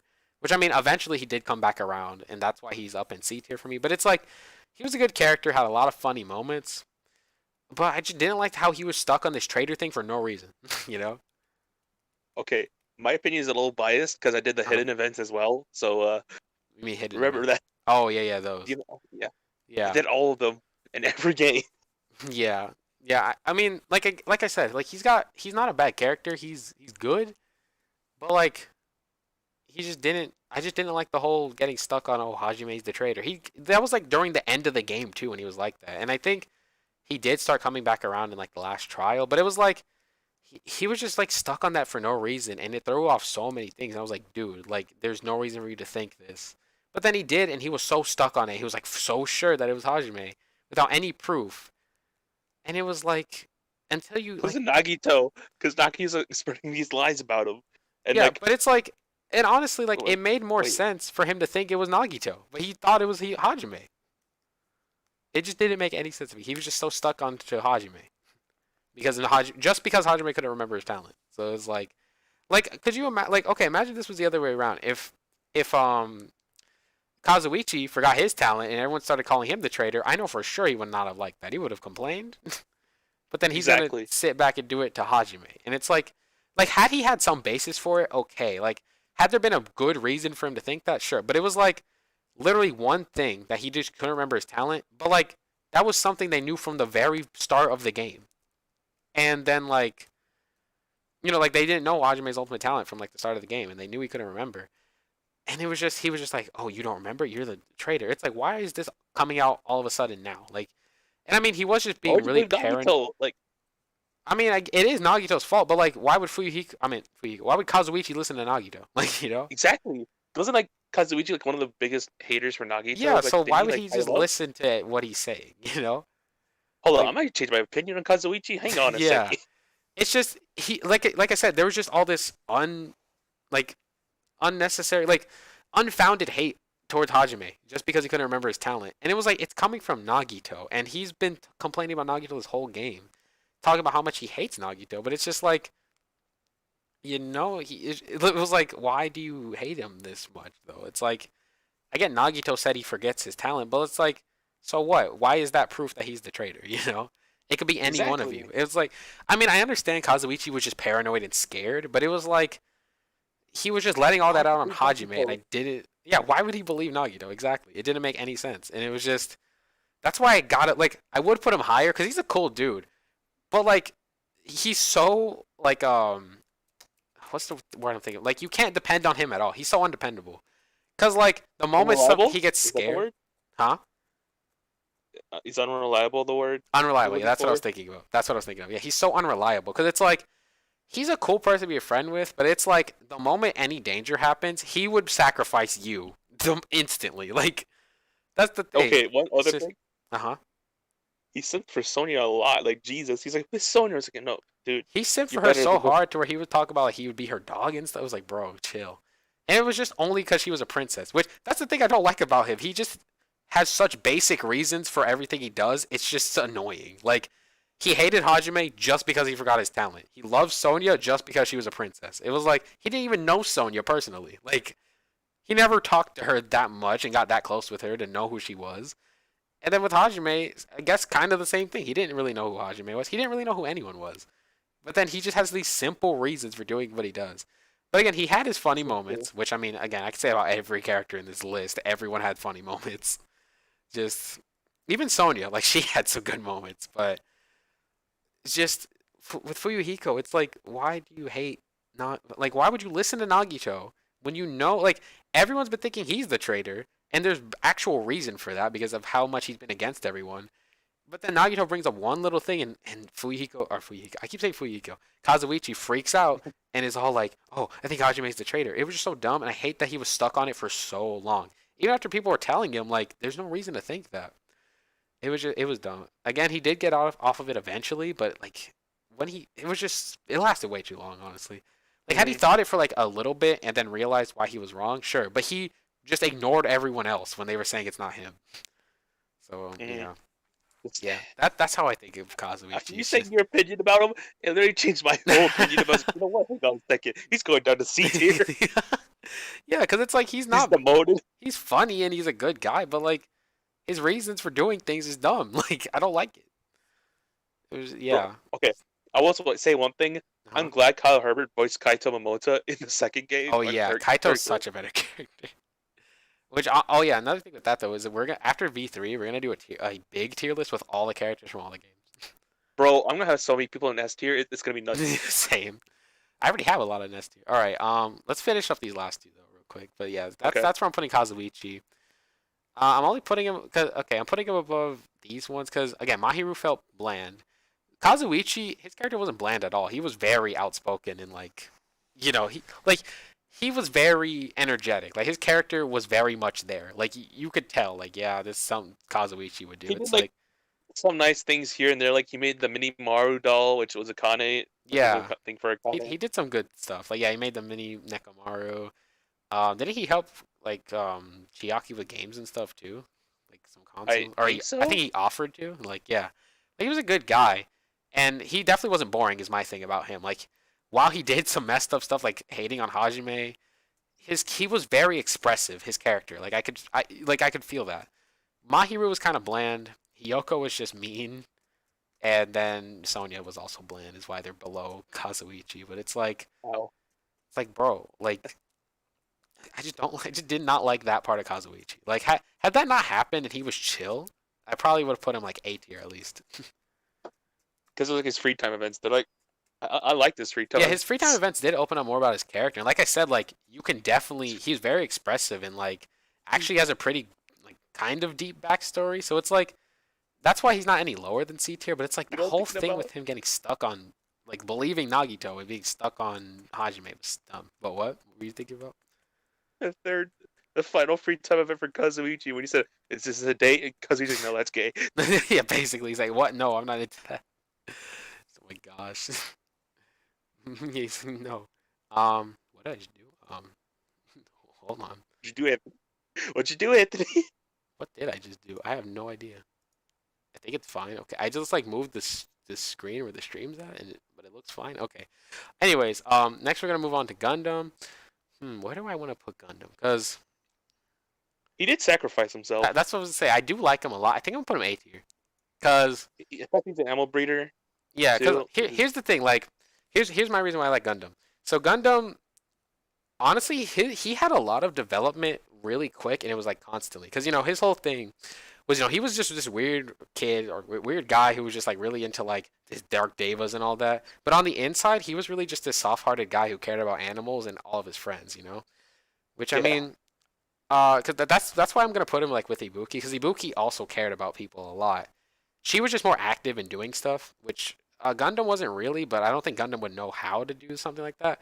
But to be fair, he did care about everyone enough to where he did sacrifice himself just because what happened is there was a chapter where they were all stuck inside this fun house, right? Hmm. And so Gundam, oh no, yeah, he basically sacrificed himself because he fought Nekomaru. Because that's his thing. Like if he's gonna go out, he's gonna go out with honor, doing a fight. So he fought Nekomaru. He won the fight. But like he also didn't care about like getting discovered because the whole reason he did that was to get them out of the funhouse because everyone was starving inside of that funhouse. So like he knew that something had to be done to get them out of there. Otherwise, people like someone else might kill each other. So he offered like he didn't even force Nekomaru into the fight. He offered it to him. Nekomaru accepted, and then they fought. I mean, obviously he didn't want to admit that he sacrificed himself, but he definitely did. Like it's pretty obvious Yeah. that he did. And like again, he really did care about animals. He was just like this soft-hearted guy. He cared about his hamsters a lot. Like even his hamsters cared about him a lot too. Because when he died, they like rushed over to him. It was just he had like his one thing I could say though is his execution was also just really touching. Because like you You see like him like go into the heavens. Like he's okay. Like he went to heaven with the animals. His hamster or the Dark Devas tried to like save him and stuff. And yeah, what's honestly up with though, his hamster? yeah, I was gonna say what happened to them? Like where'd they go? Well, I mean, there's like many fan fictions out there that say like Sonya probably like took them. I mean, it makes Yeah, it makes sense. sense. I could see that, but they don't really explain it. But yeah, it's just Wish they would. yeah, I wish they Want to know would if they're too. okay? Yeah, it was just but What if someone took them in? No, he's gonna take so bad care of them. yeah, I know. But yeah, but Gundam was actually like just the soft-hearted guy who cared about animals. He also cared about everyone. Well, now he was weird. That's for sure. He was really weird. But it's like if you really sat down and tried to understand him, he's really a good guy. And he was willing to do like he just He's wanted also everyone funny. to be friends. Like that. I mean, you can kind of see that. Like he wanted everyone to live. He cared. Maybe not everyone. He wanted everyone to be friends, but he cared about them enough to sacrifice himself for them. Which I mean, with the way Gundam was talking, he was like, "Oh, I wouldn't do this for mere mortals and stuff." But like, he really did care about them, despite what he said. Can He was funny too because remember when he saw the shrine of Mount, he was like, "My eyes burn." Oh Yeah, no. he was funny, and then his deep voice also just adds to it. Like he was like, "Fall, my tears." Just You know, I expected that voice from Gundam, but from yeah, Ryoma. Ryoma. Oh Hold my on. god, we gotta talk about. We'll talk about that for V3, but yeah, Okay. Gundam. He's a really good character. I have to put him A tier. Um, I would put him S, but it's like to me, it's like again, he died before he could ever like really admit that he did care about everyone. Had he like gotten to that point, like, see, it's like kind of like what Fuyuhiko went through. He was kind of like Gundam, like he wasn't. Well, it was a little different because Gundam just didn't tell anyone he cared, but he did. Fuyuhiko eventually did come out, say he cared about everyone, and was actively trying to help them. Gundam, it was Exactly. like more under the carpet. He cared about them, but he didn't admit it, and he wasn't actively trying to help. Now, I feel like after that trial, had he lived, like had, well, he if he lived, everyone else would have died. But had he like stayed with them basically after that trial, and like admitted that he actually cared and was like actually trying to help them out a lot, I feel like I would bump him up to S for that. But Yeah. he really didn't get to that point. But I mean, you can still tell how much he cared, which is why he's an A tier. Because it's like you could still see clearly how much he cared about everyone. Yeah. But okay, and then I'll set my David, did you tier have list. anything to add? Well, Um, no, I'm not done yet. We still have Gundam. Terror Terror. No, I'm just saying my tier list in just in case. Oh yeah, But like, I'll show it after I put Terror Terror. But yeah, okay, Gundam. so Gundam. I liked him. I liked his free time events. I liked how he was kind of funny with the my eyes burn and get rid of Yeah, the thing. yeah, And how he sacrificed himself for like his friends. I was like, that would be an insult to life itself. I was like, bro, you should have lived. yeah. He You should should have have lived lived until to the the. end. You know what I'm just thinking about? You talk about funny moments. Remember the soup with Gundam from the anime? We'll talk about that when we get there. No, But that was no. hilarious. But okay, so last character I have here is Teru Teru. So F tier, please. this one, no, he's definitely going above F tier, which I will talk about why. Yeah. I will give a reason. So Your I reasons. think I'm gonna go C. I think I'm gonna go C. Cause okay, Negative Z? negative C. You mean not Z? No, Matt said negative Z. Oh, negative Z. I think he meant C. But um, No, he meant to put Z. oh, negative. Oh, like lowest low. Oh, yeah. No, no, no. Here's the reason I like Teru Teru. Okay. Okay, first like talk about his flaws. He definitely is a huge pervert. He's definitely a huge pervert. But I mean, one thing I could say is like he's not just perving on girls though. He pervs on everybody. Matt said nope. I mean Z, negative Z. But here's the thing: like he doesn't discriminate. Is one thing I could say about him because like even Nekomaru, he was like perving on and stuff. Which I mean, he makes him really creepy and weird. But Let's talk about that. what I can say is, although he's creepy and weird and all that stuff, he does also have a soft side to him because his whole motivation for everything he did, because he was the first killer in chapter one, his whole motivation was that he wanted to see his mom. And like that part of his character is what bumps him up so high. Like if he didn't have that whole thing where he's caring about his mom, he definitely would be F tier. But it's like Fuck. his whole motivation for doing all that he did was just because he wanted to, because his mom was alone and he knew that, and he wanted to go back to take care of her and be there for her.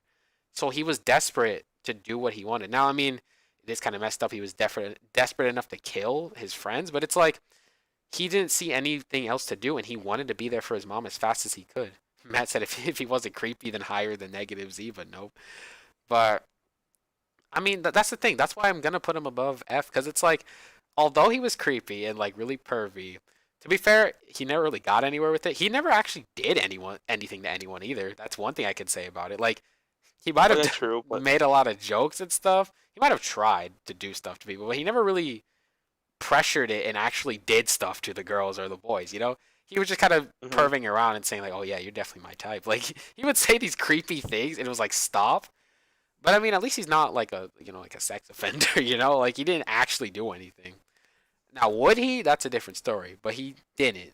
Matt put the thinking emoji and then nope, negative Z.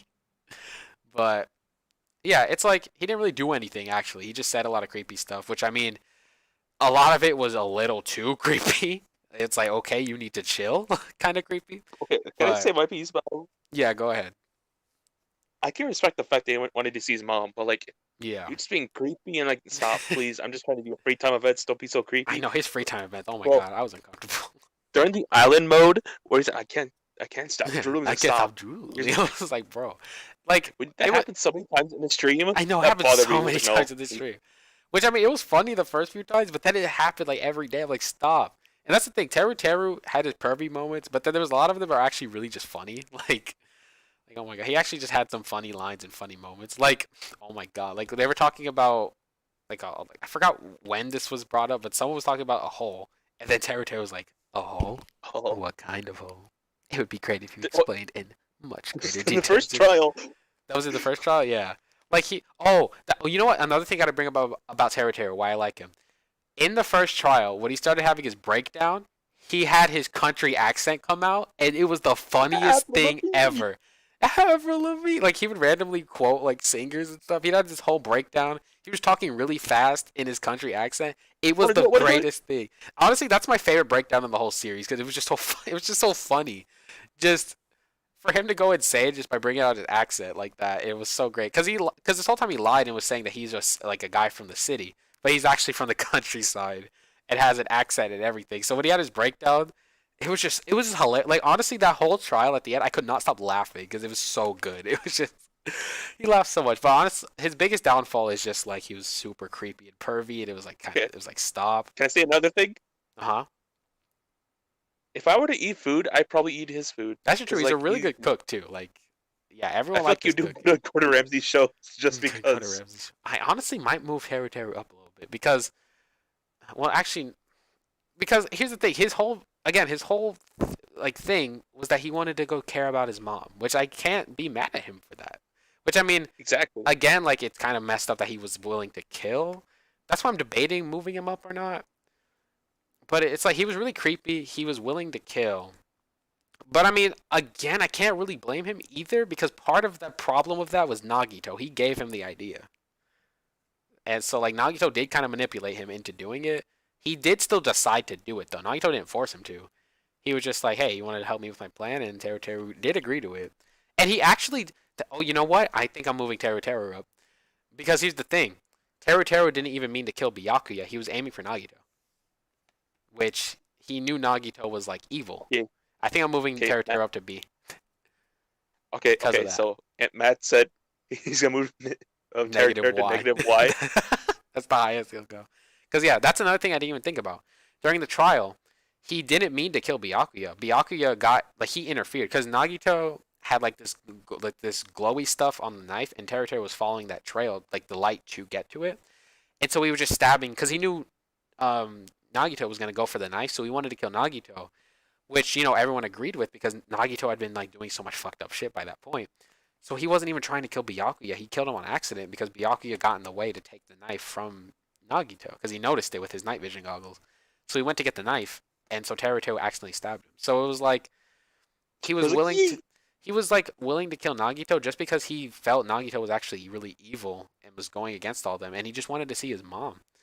So it's like that's why I'm Well, gonna move him up from C tier because there's a lot of things. Like the only thing I didn't like was how creepy and pervy he was. That's the only thing I did not like about his character. But everything else, like if he wasn't a creepy perv, he would probably be like A or S tier for me. But since he is, and that's Jesus, like such. Anthony. Think about he had such good motivations for his character. He wanted to go see his mom, and all like he wanted to see his mom. He didn't mean to kill Byakuya. He had such funny moments, like his breakdown and everything.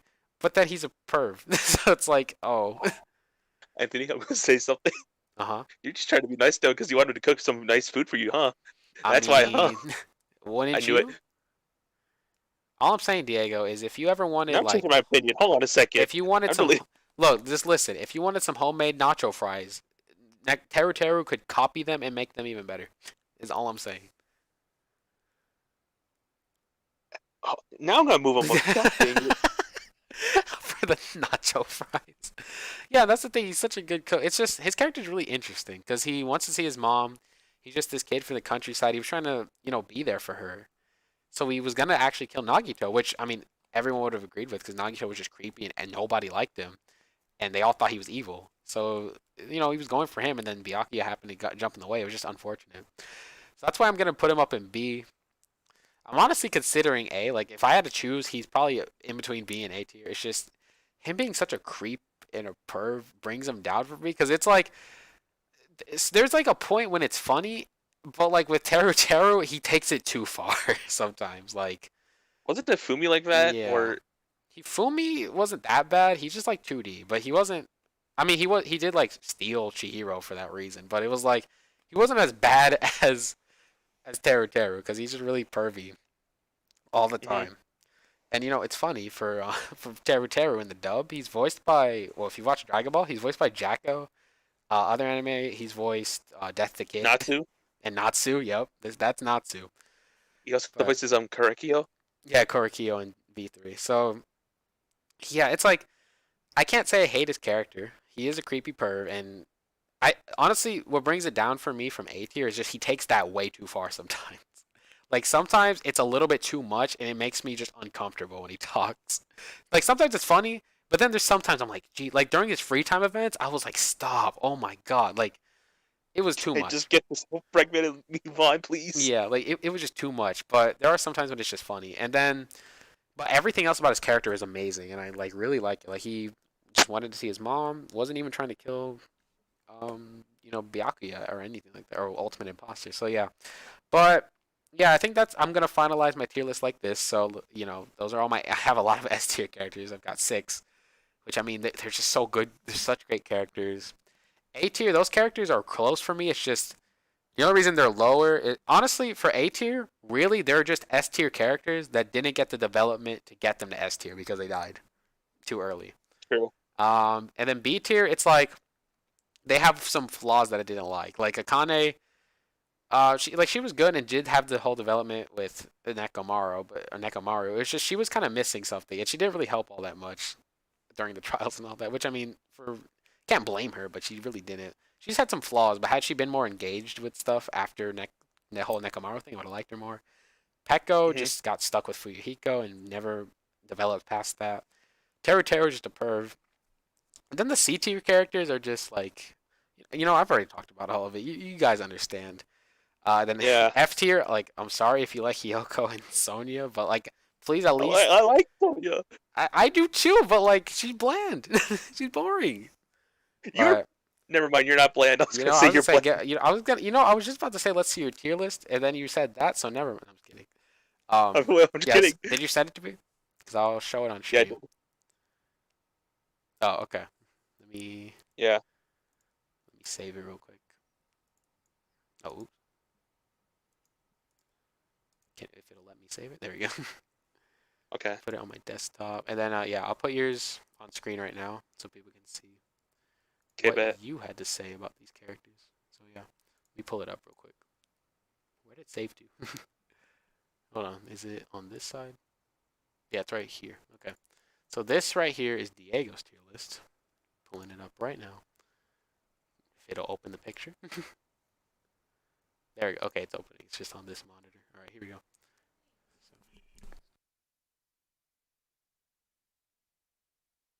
I go wait till I see it on the stream. It's loading. That's why. It's still Okay. just like, yeah, it's not pulling up yet. Just give it a second. It's going. It's going. Just let it load. Okay, you know what? I'm just gonna pull it up on the Discord. Do it that way. Okay, you should do that. Yeah. Okay. Yeah. Just show the Discord here. There we go. Okay. So what did that? Anyways, I don't know. Let me. Can I zoom this in? Oh. Oops, there we go. Can I zoom it in at all? Will it let me zoom it in? It's zooming in everything but the picture. Okay. Why did it tell me to print? I don't want to print anything. What? Who told you to print? What? Why? You're trying to print out your tier list. Anyways, okay. This is Diego's tier list. Well, um, it's pretty similar to mine in some areas. Like Byakuya, well, the tiers are also different. He has S, A, B, C, and F. I had S, A, B, C, D, and F. No, So hold on. he I'm had at a few less SS tiers. tier. Yeah, it's SSS tier. Yeah. Which I mean, again, it's still pretty similar to mine though. Like he's got. Do you want to talk about some of the differences? Like you have Ibuki S tier, Akane A Yes. tier and stuff. I So like to like yeah. I like to talk about the tier. Okay, so Mhm. Terra, he's a C tier now Oh yeah, he moved him up. because of the mother thing, but like okay, still creepy. Yeah. Okay. I'll talk about the other characters on the tier list. Hajime SS tier, come on now. One of the best protagonists. For Well, real. He's like besides my the like third favorite protagonist. I like him more than Master Versus Makoto. negative Z, Diego. I didn't think Negative about Z. it. Yeah, There will negative be in 1v3. In V3. V3. There's one negative Z. Yeah. Yeah, you don't know who's gonna go there. Yeah, I already know. Okay, okay. Chiaki, best girl. Come on now. Like Yeah. she was a gamer girl. She was so nice. Then she died. I was like, oh, why? Bro, the anime did her. Yeah, we'll The get to people the gave her anime. 30. We'll probably stream that next week. I'll find one for all the anime characters and we'll do that Okay. one. But Okay, yeah. his Kabuki, bro, she's Wow. just so energetic, and I like that kind of personality. And she's just was True. like so. She tried to help Hajime remember his talent and everything. It's like, you know what? I respect that. You're one of my favorites. And I did her free time. It was like, bro, Bro. I wish she didn't die. Mikon, she needs a hug. She needs a hug. I'm saying this now. Whoever did her mean things to her deserves to like get pimp slapped. Saying Hyoko. this now. Okay. Yeah. Let's. I want to pimp slap Hyoko because she's a girl and I can't be a girl. I'll just have Paris do it. Just have Paris do it, yeah. Nekomaru, come on now. He's the shit, you know. Yeah. Okay. Fuyiko, bro, his development was top tier. I know, it's so good. Just man, you feet. Yup.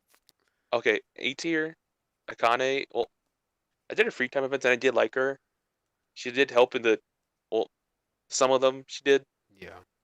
but yeah, Gundam, he sacrificed himself to save his friends. I respect that. I probably would do the same to be honest. Sonya, Anthony, I'm Sonya? ashamed of you for putting F tier. Just explain why you have her A I just like the fact she was really nice. Like you would think like most princesses would be like really rude and stuff. Sonya just like really nice to people, and I kind of like that. I like nice people. Yeah, that is true. Like I can it's like I do like that about her. I just feel like she had no development though, and like especially no reason to make it to the end. Like I just feel like she was just wasted potential because like although she's a princess and all that, she doesn't feel like a princess though. Like they could have just said she was like a normal high school student and she would have been the exact same character. It's just that Exactly. she was just so boring that like they tried to make her interesting by saying, "Oh, she's a princess of this country," but it's like honestly, you know what she is to me? She Hmm. was like that, but in V3, I forgot her name. The Which what was hold on, let me Smoothie? What was it not Smoothie? Samugi. That's not who I'm thinking of. I'm trying to like compare her Uh, to this other character. Oh, Kirumi, that's what I'm thinking of. Because the what well, basically hold on a sec. basically the development that Kirumi went through, because she was also like the leader of a land. If like Sonya didn't have development like Kirumi did. Like I think Kirumi is just a way better done Sonya. Yeah, true. But yeah, but go ahead, keep explaining.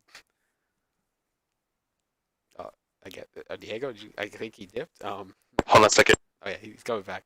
Yeah, but we'll get to Kirumi in the next tier list. But yeah, Diego's tier list is pretty similar to mine. I know he liked Ibuki a lot, which honestly I can agree with what he was saying. Just like I said, I feel like she just kind of died too early before she could develop even more. But she was like trying to help Hajime. Came back. Okay, go ahead. Just, I'm glad she didn't die, though. Yeah. Just Sonya, like Sonya, okay. Yeah. I mean, I Anyways, don't moving blame on. Peko, bro, I hate Chapter 2 you. Yeah, and all of the games because they killed my favorite character. that is true. That was in every game, true. Yep. Okay, so the first game they killed Chihiro. Then I found out it was Bandu. It's like they killed two of my favorite characters in one trial. What the? How did this? That's okay. Let's hope it does not happen in Danganronpa 2. Danganronpa 2 happens. They killed off Peko. I was like, why? Does this game Why? hate me? Yep. Every chapter two. Yep. It was always chapter two, and then it just went downhill. But hold on, that happened with Yeah, chapter one in the first game too, because of Sayaka. we can't talk. I don't want to talk about that. We already did in the other tier list, but yeah. Yeah, we did. Okay, V3, they killed off Karumi. I was like, well, can I like Yep. just man, B tier, Yeah, true. Byakuya, like, or I'm just gonna call him ultimate imposter. Yeah. Save us some time. Hmm. He did some good things, but like they could have developed it more. So like Yeah, finding they him, he was really like don't. Byakuya, like he was a Byakuya, like dang. So I thought Byakuya had a big change. Big change. Big change. I mean, he did have a big change. You shut up too. Nagito, okay, Anthony had me and Anthony talked about Nagito for so long. Yeah. I at first I hated Nagito. Like he was too insane. I was like, you know what? I'll probably be one of the ones to tie him up too. Not gonna lie. But like Yeah. after talking to him, like he went through so much. Like he's got kidnapped. He's going through dementia. He had like cancer. Like yeah, he's just He was at a plane crash in the maybe anime. yeah, maybe if he wasn't insane and was just like believed in hope a lot, I'll be fine with that. Like if he Yeah. wasn't insane. I can see But that. they have a rival character somehow. So oh boy. Yeah. Okay. My Hero C tier could have done more. I like the fact she was nice to Hyoko, tried to be nice to her, then she got yeeted. Like Like, yep. Kazuichi, bro, I demoted you. How do you Wait, feel? where was he before? He was in B tier. Then it's like you know But they going to moved C him tier. down. You've been demoted. How do you feel? Demoted. Okay, he had some funny moments. I did respect him. He, Yeah. he his free time events were funny. Like the final one was hilarious. But then like he was like targeting Hajime. He's like, "You must be the trainer." I was like, "Bro, why would you believe Nagito? Out of Yeah. all people, Nagito? Really? Nagito? Nagito? Is this how low you think of me, But really, Nagito? Yeah. bro? This is why you don't give a Sonya, man. SMH. This mate, yeah. He was trying so hard, it was bad, but Yeah. Okay. F tier. Hyoko. Where's Paris? that's fair. I'm gonna just slap her, but just Yeah. kidding. Stop being so mean to Beacon. What did she do to you? Tell me. Right now, tell me. She can't speak. She can't speak. You know what? Which honestly, if I'm thinking about it though, the whole thing in like the free time events where she was jealous of Sonya, she was probably just even more jealous of Mikan because Mikan's got Probably. Makongos, so yeah. What?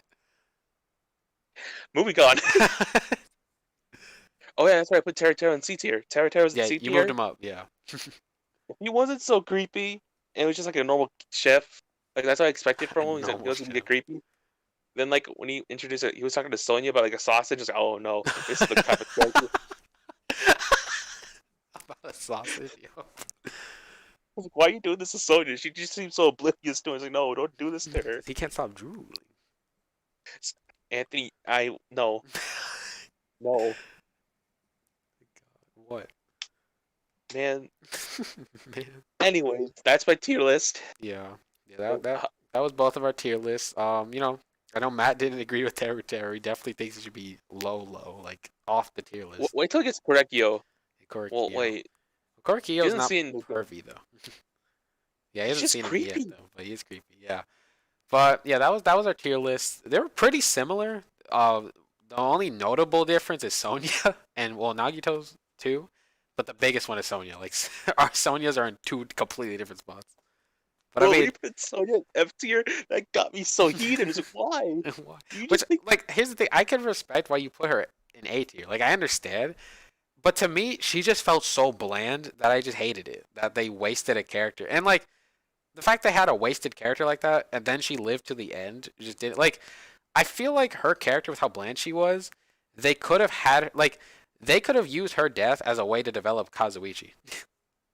But then they both just lived. So it's like I mean, not complaining that people lived, but it's like they could have done so much more with Sonya and they didn't. It was just like why? yeah. Yeah, But but still, I like Sonya, and I don't. I I don't blame respect your opinion. you. I Yeah, won't get mad at you. I won't Yeah, get I'm just mad. kidding. Says he was heated. I know I was heated, but like, you know what? No, I'm kidding. But Yeah, but yeah, just yeah, but yeah. So it that was was nice to me, man. yeah, but yeah. So that's basically it for our tier list. You can go back, talk about in the comments or in the chat like Matt did. Talk about Terra deserves negative why. That's the highest he'll go. But yeah. Let us know what your thoughts on the tier list is. You can even go back to our Danganronpa 1 tier list if you want. Stay tuned for next week because I just remembered we actually have two to do next week because we also have to do Ultra Despair Girls. So Oh yeah. stay tuned we're gonna be doing a tier list for Ultra Despair Girls and for the Danganronpa 3 anime. And then after that, I'm gonna be playing V3 to do those free time events and stuff. Which I don't know if Okay, Dory, I got you. yeah you have to Got you let with me the know. letters. Yeah, so it's gotta be like this like dating mode. Doesn't correct me if I'm wrong, but that one has characters from all the games, right? Well, okay, so they have like development plan, which has characters from all the games. That's Uh-huh. like how you like develop their talent. But the Oh, salmon salmon team fishing. was like Yeah, it's like the date mode, but like you can yeah, like use it to get in free time events. They only yeah, have 10 days, which isn't enough. Which is yeah. okay. So I'm So gonna have to restart it a this lot, but yeah. okay, hold on. Let me tell you a little good secret. So Uh-huh. there's this little thing that like extends the days by like 3 sections where you can like hang out with people like 3 times Oh, more. So you know how you get those? You have it's to go like the the casino. It's like the casino. Momo Gen. It's like I'll tell you about it when we play the Yeah, game. yeah. I'll probably get that. I could do a stream just trying to get that and then actually start, but we'll see what happens. But yeah, It that doesn't was it really for. cost that much mono coins. It's just I might already have enough. I don't know. I'll have to check. But yeah, okay. that's it for these. That's it for V2 or V2 Danganronpa 2 on my channel. I might go back to actually get the true ending and all that for island mode. Maybe.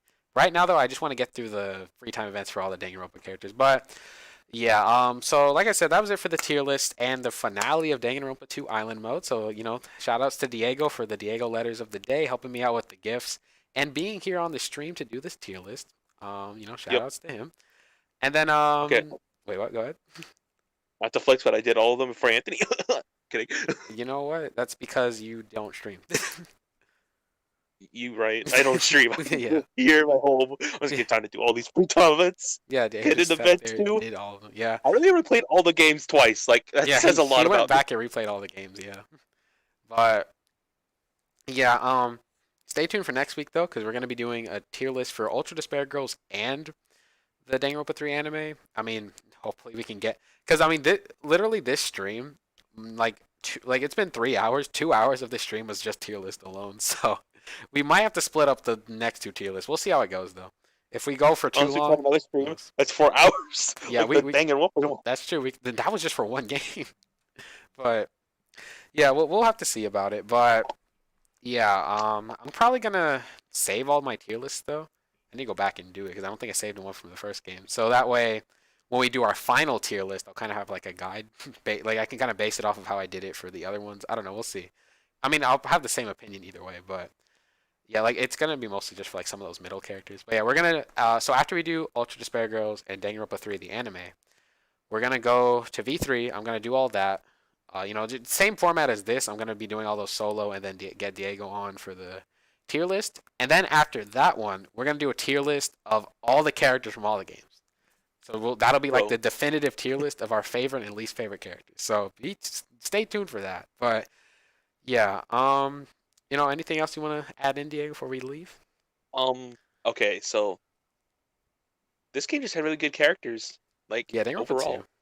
Honestly, like I a like. huge step up from. Yeah, a huge step up from 1. Which I mean, I do like the characters from 1. But yeah, I did like all the characters in Danganronpa 1. But the Danganronpa 2 character, like honestly, the Danganronpa 2 characters had a lot more development. I feel like, and like Nagito being crazy, I feel like Danganronpa 2 just improved a lot on what Danganronpa 1 had. But they both have really good characters, and I love them all. But it's like Danganronpa 2 though, I just like their characters better. Like you could tell, I have way more people in S tier. Like Hajime was such a better protagonist. There's Chiaki, Mikan, like there's so many characters. And Mikan, just to put this out here now, is my favorite girl in all of Danganronpa. Chiaki's in third place for me. Actually, she's my third favorite in the whole series. But yeah, I made a whole entire list of best boy and best girl. So let me go check. Oh yeah, I did. Let me see. Well, we need to end the stream. Well, no, I'll tell you my best girl. It's your say No, that. I'm only talking about the 2 from this game, from Danganronpa 2. Well, you know what, Diego? Save that for when we do the final tier list with all the characters. Mother, fine. It'll be Fine. better. It'll fit the theme better, But, anyways, yeah. So look, now that we brought it up, we can clickbait. If you want to see, if you want to know Diego's best girls, you're gonna have to stick to the streams, Man, But- leave them on a cliffhanger. Yes, of course, I'm gonna leave them on the cliffhanger. Bro, you're doing them dirty like how anime do them. Yeah, bro. They're watching. This is an anime. It's an anime game. So like, yeah. I hate that makes you're right. Yep. But anyways, we're gonna end off the stream now. So thank y'all for coming out again. Big shout outs to Diego for helping me with the gifts and stuff, trying to help me with some of the choices, but I just didn't read it. Yeah, And you then, just didn't read the choices. Well, to you be didn't read some of well, them. Like one of them you were wrong though. You told me to pick option 3. well, no, I did that just because it was hilarious. Oh, because it's funny. That was the Okay. honest- I thought so, but I did that 3 times, 2 times. One Yeah, with 2 times. Kazuichi, one with Pekka. yeah. But yeah. So yeah, we're gonna get out of here now. So thank y'all for watching. Hope y'all enjoyed. Stay tuned, cause okay, one thing I want to say though. Actually, no, I'll say at the beginning of the next one. I know I'm late on this, but I'm gonna stream tomorrow because I never streamed Monday. The Minecraft or Among Us. I never did that. There's reasons, but I'll explain at the beginning of the next stream. So yeah, thank y'all for watching. Hope y'all enjoyed. If you did, make sure you hit that like button, subscribe, hit the bell notifications, share this around to your manager, your coworkers, your grandma, your grandpa, your grandpa's grandpa, your mom, anyone you want to or can share it to. And if you like this stream that much, make sure you throw it down into your favorites playlist because that's a little thing here. And yeah, and it's same thing with if you like any of my videos or streams that much, you can drop them to your favorites playlist. But yeah, until next time, I'll see you all later. This was me and your boy Diego. Well, me streaming Danganronpa, finishing that up, and then doing a tier list with your boy Diego. So, till next time, I'll see y'all later, and peace! Have a good night, y'all. Okay, I think, yeah, okay, wait, oops, the stream hasn't ended yet, so y'all getting a little bit behind the scenes. All right, now, bye for real.